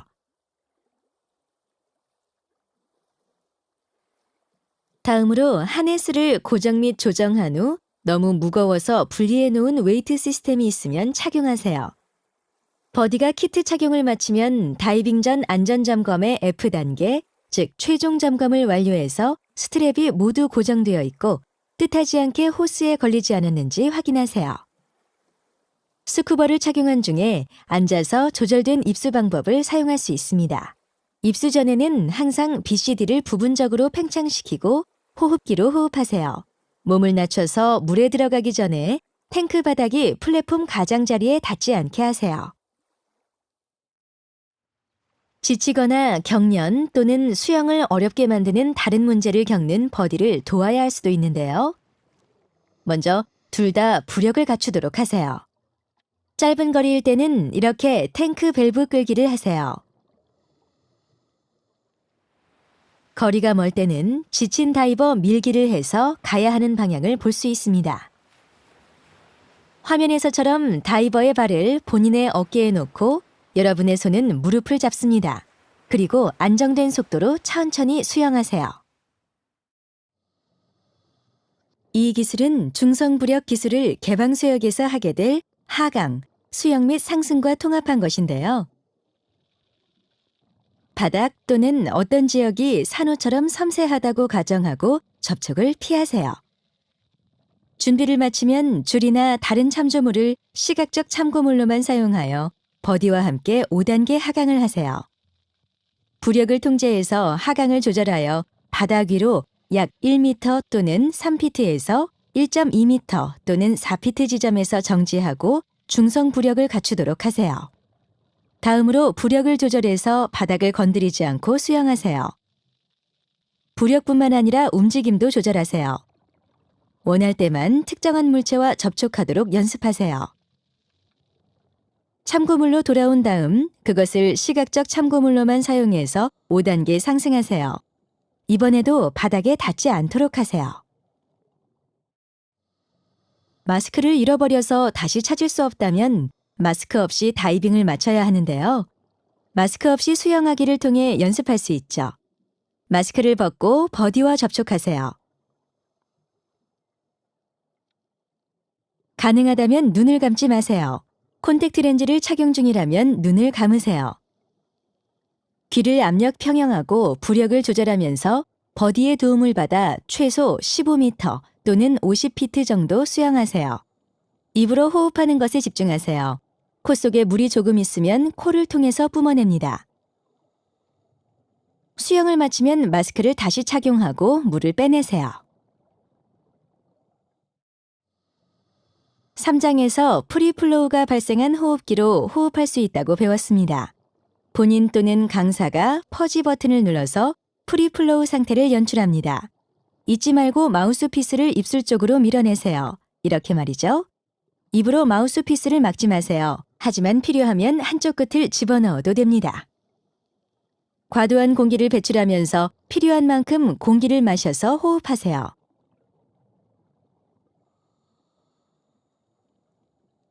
연습이 끝나면 SPG를 확인하세요. 사용한 공기량 때문에 놀랄 수 있을 텐데요. 프리플로우가 생긴 호흡기로 호흡할 때는 즉시 상승을 시작하는 것이 중요하다는 것을 잘 알 수 있죠. 저압 인플레이터를 분리해야 할 때는 수중에서 입으로 BCD에 공기를 불어넣어서 부력을 조절할 수 있습니다. 인플레이터나 디플레이터를 왼손으로 이렇게 쥐세요. 호흡기로 호흡한 다음 화면에서처럼 BCD에 숨을 3분의 1에서 2분의 1 정도 불어넣고 호흡기에서 물을 빼기에 충분한 양을 아껴두세요. 다시 호흡기를 입에 문 다음 부력이 더 필요하면 절차를 반복하세요. 입에서 호흡기가 빠지면 잊지 말고 버블을 불어내세요. 중성 부력이 갖춰지면 호흡 조절을 사용하고 필요에 따라 조금씩 조절해서 60초 동안 호버링 하세요.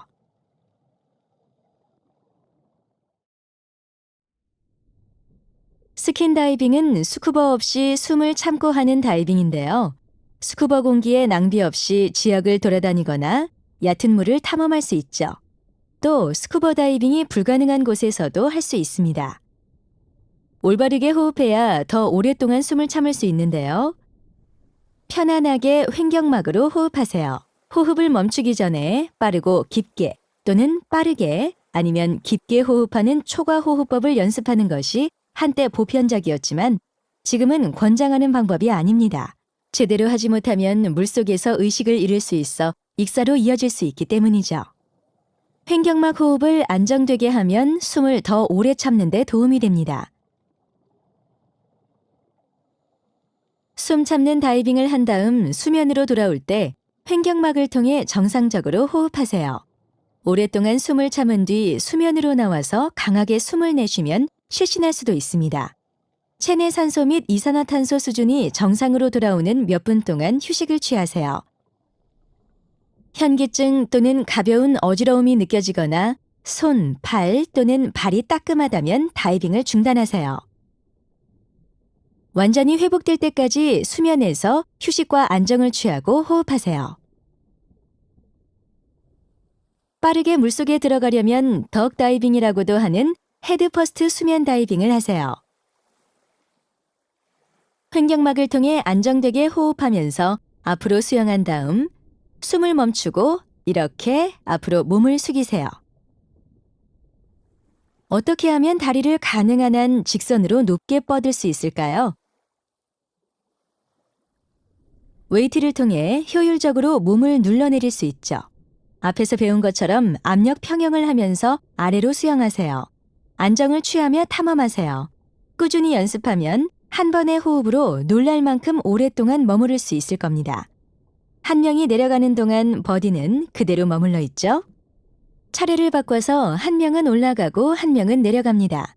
이렇게 하면 도움이 필요할 때 신선한 공기로 호흡한 버디가 내려와서 도와줄 수 있죠. 호흡이 급할 때는 위를 보고 손을 뻗어 회전하세요. 이렇게 해야 올라가면서 볼 수 있습니다. 위를 보는 동안 마지막 1m 또는 수피트를 통과하면서 숨을 내쉬세요. 앞으로 숙여 수영 자세로 돌아가는 동안에도 숨을 계속 내쉽니다. 그러면 여러분의 스노클은 거의 물이 빠진 상태일 겁니다. 그렇지 않다면 앞에서 배운 불어내기법을 사용하세요. 일부 다이버는 어떤 상황에서는 불어내기법을 선호합니다. 때로는 물속에서 키트를 벗고 출수하기도 하는데요. BCD를 팽창시킨 다음 웨이트를 벗어 건네주세요. 스노클로 교체한 다음 하네스를 풀고 장비를 벗습니다. 장비가 물에 뜰 정도로만 BCD를 부풀려 놓으면 도움이 될 겁니다. 다른 장비가 빠지지 않게 한 뒤 키트를 건네주거나 줄에 매달아 두세요. 소형 보트나 낮은 부두에서처럼 사다리 없이 출소할 때는 두 팔을 밀고 발로 차서 몸을 위로 올리고 돌아서 앉으세요. 이렇게요. 또는 몸을 낮춰서 가슴을 걸친 다음 구르세요. 이렇게요. 밖으로 나오면 물에서 키트를 꺼내세요.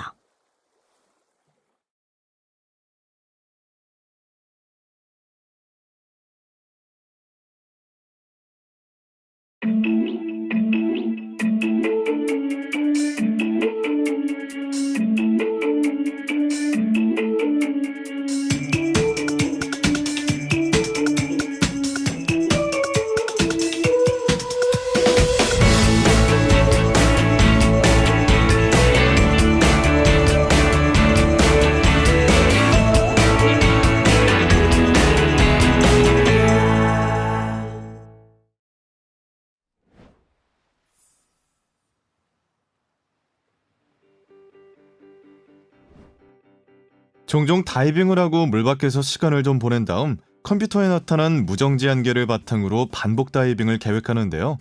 항상 그렇지는 않습니다. 때로는 어느 정도의 수심에서 얼마나 오랫동안 다이빙을 할지 알고 있기 때문에 대신 두 다이빙 사이의 휴식 시간을 계획하죠. 이것을 최소 수면 휴식 시간 찾기라고 합니다. 버디와 함께 난파선에서 다이빙한다고 가정해보세요.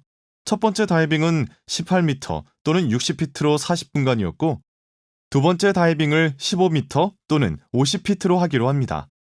원하는 다이빙 시간은 45분이며 경험을 바탕으로 해당 다이빙과 안전정지를 하고 적절한 리저브 공기를 남겨두고 수면에 올라갈 수 있을 정도의 공기가 있다는 것을 알고 있습니다.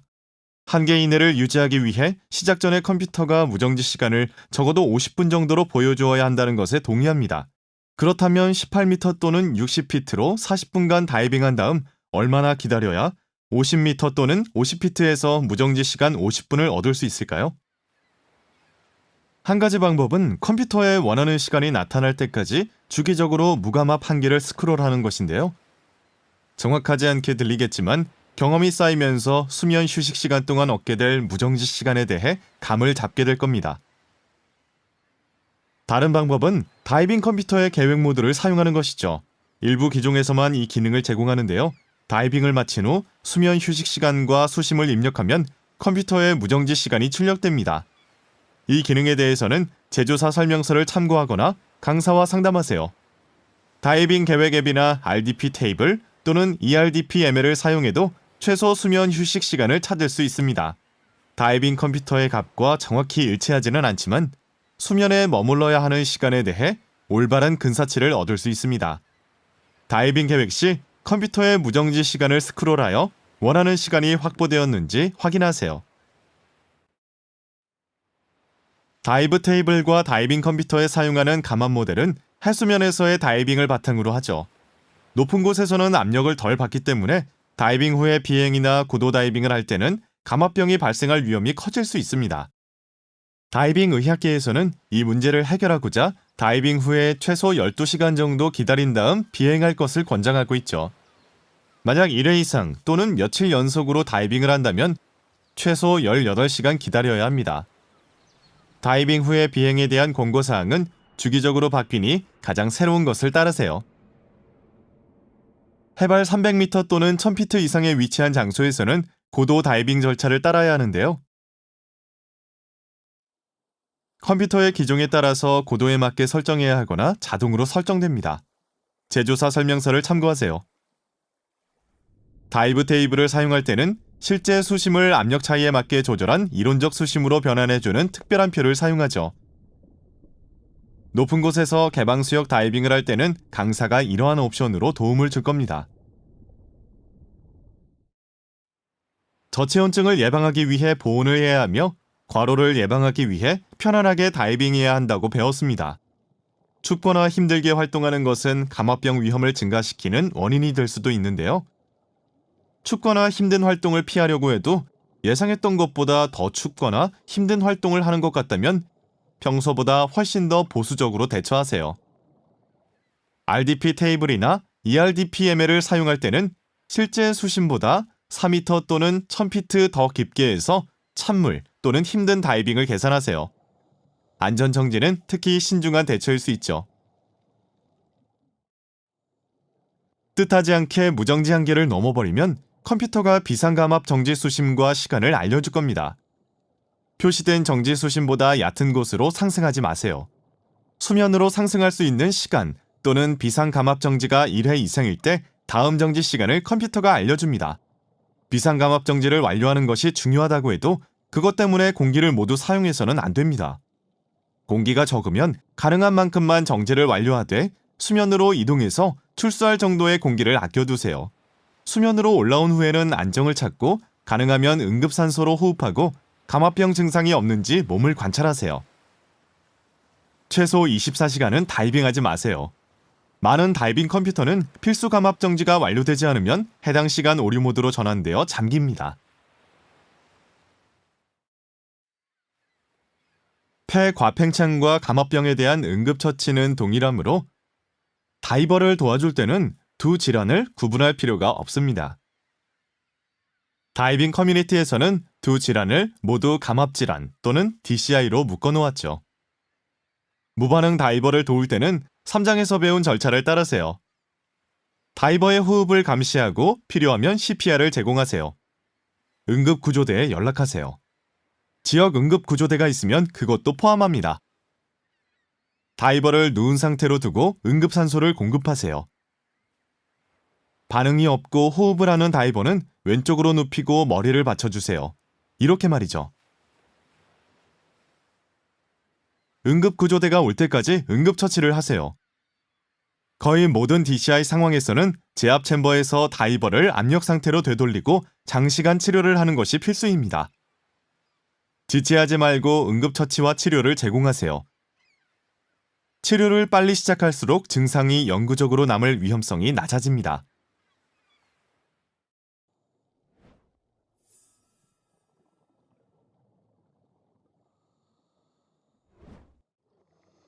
질소와 산소는 압력을 받을 때 술에 취한 것 같은 효과를 일으키는데 이것을 기체 마취라고 합니다.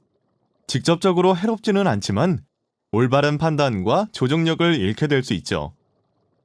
취한 느낌, 조정력 상실, 생각이 느려짐, 반응이 느려짐, 부적절한 웃음, 우울증, 잘못된 안전의식, 안전을 무시하고 스트레스를 받는 상황에서 불안 및 또는 패닉이 기체 마취의 징후와 증상에 포함됩니다.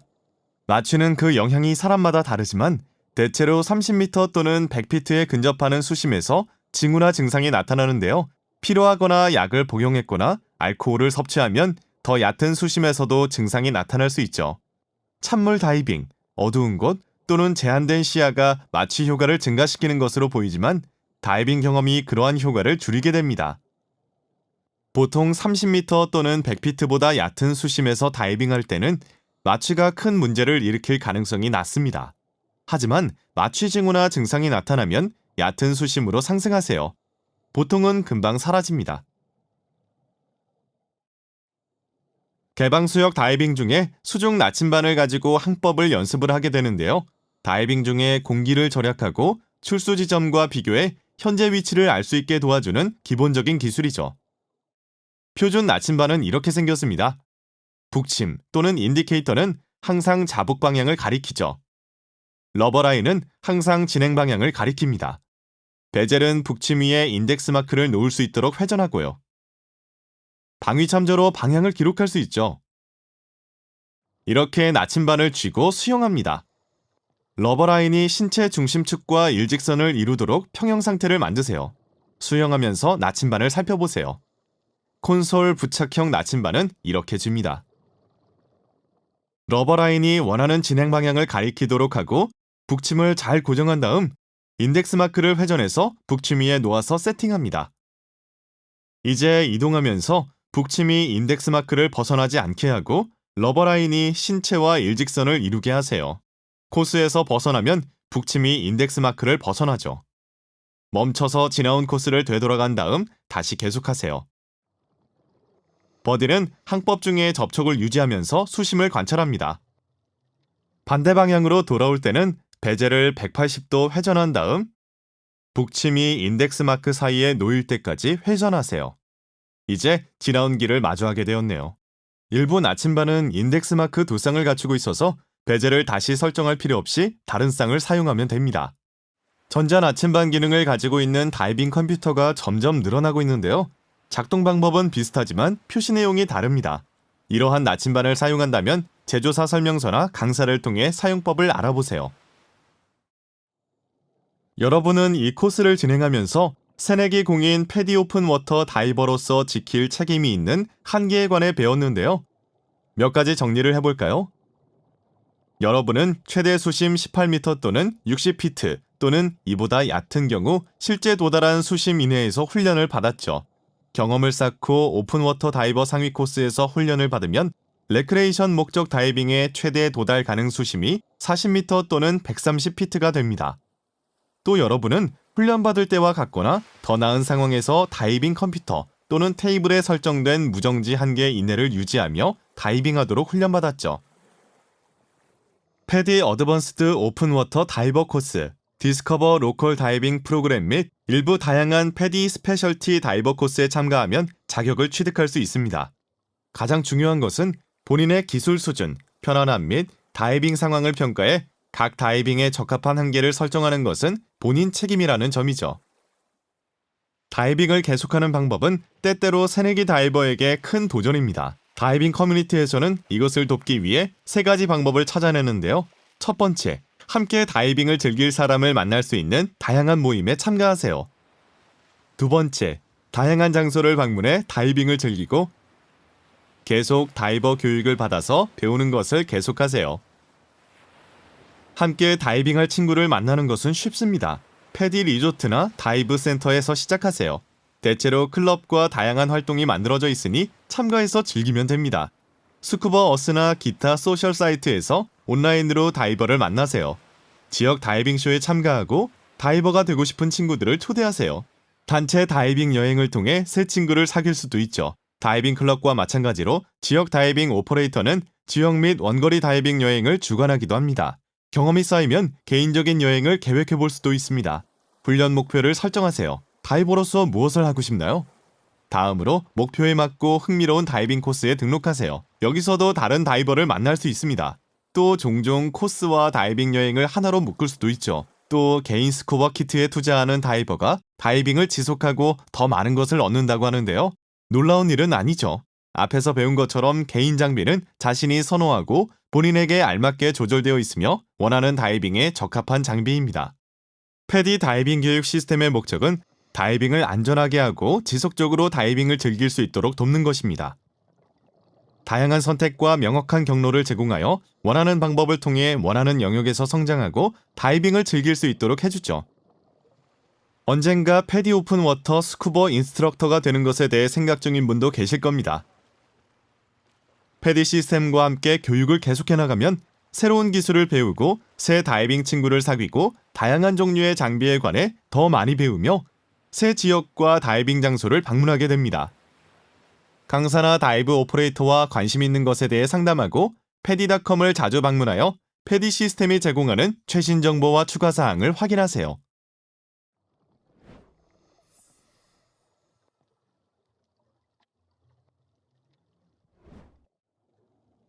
수중에서 키트를 벗고 다시 착용하는 일은 매우 드물지만 엉킴을 풀거나 시간이 어느 정도 지나 조정이 필요할 때처럼 혹시라도 필요한 상황에 대비해서 방법을 배워두는 것이 좋습니다.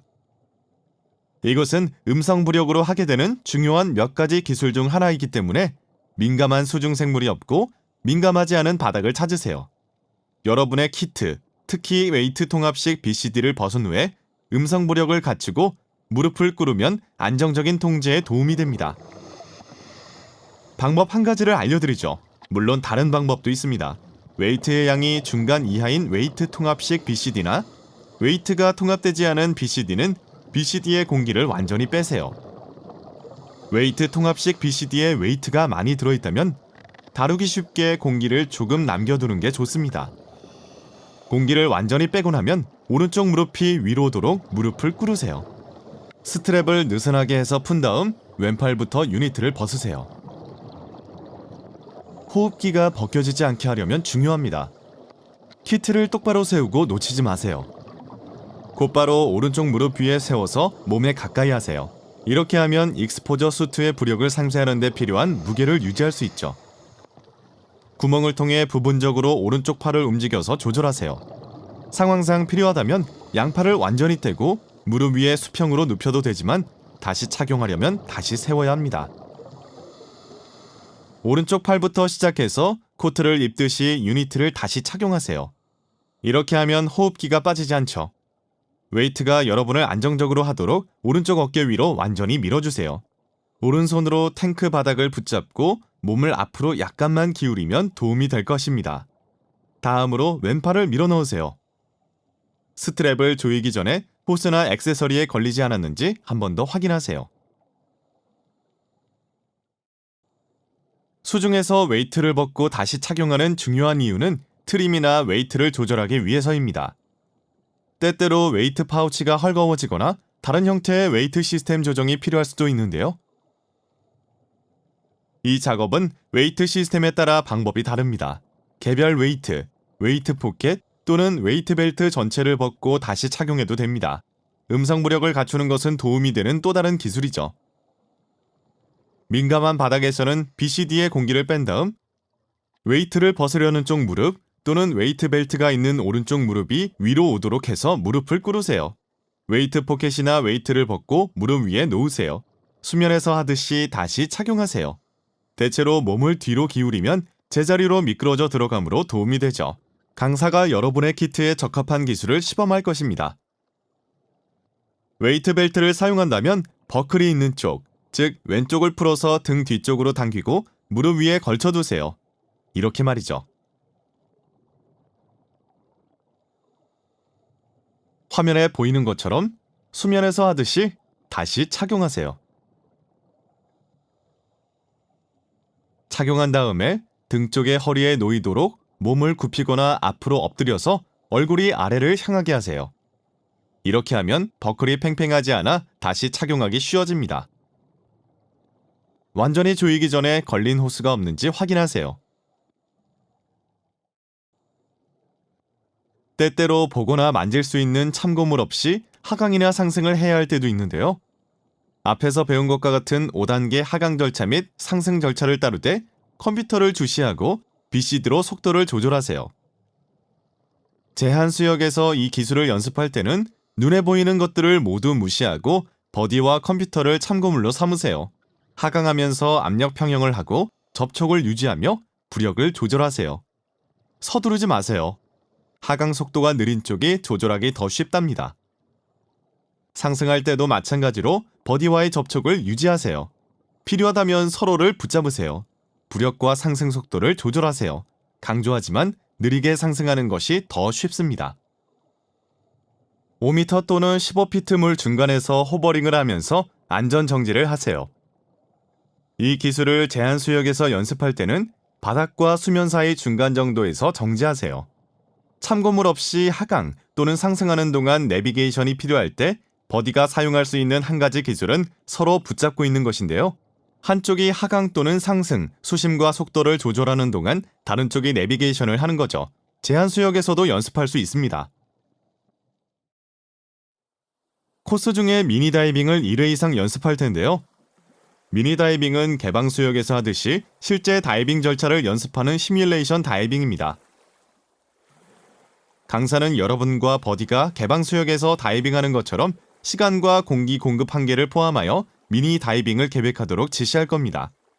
다이빙 전 안전 점검을 하고 설 수 없는 깊은 물에 대한 적절한 입수법과 출수법을 사용하세요. 각 미니 다이빙에는 강사가 지정한 특정한 기술과 목표가 있습니다. 또 원하는 기술을 버디와 함께 연습하고 잠시 자유롭게 놀며 전반적으로 물속을 즐겨보는 시간을 갖습니다.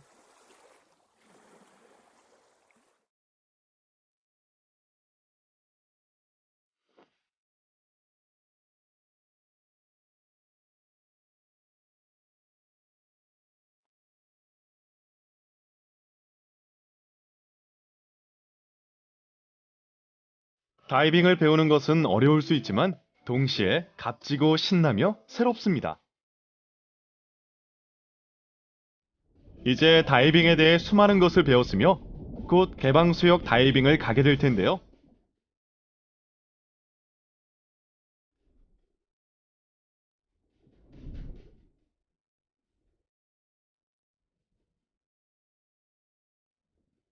패디 오픈워터 다이버가 되는 것은 즐겁고 만족스러운 일이지만 그저 시작일 뿐입니다.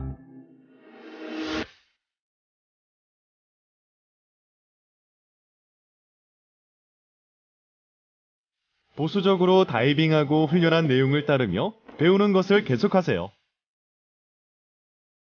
평생에 걸친 수중 모험이 여러분을 기다립니다.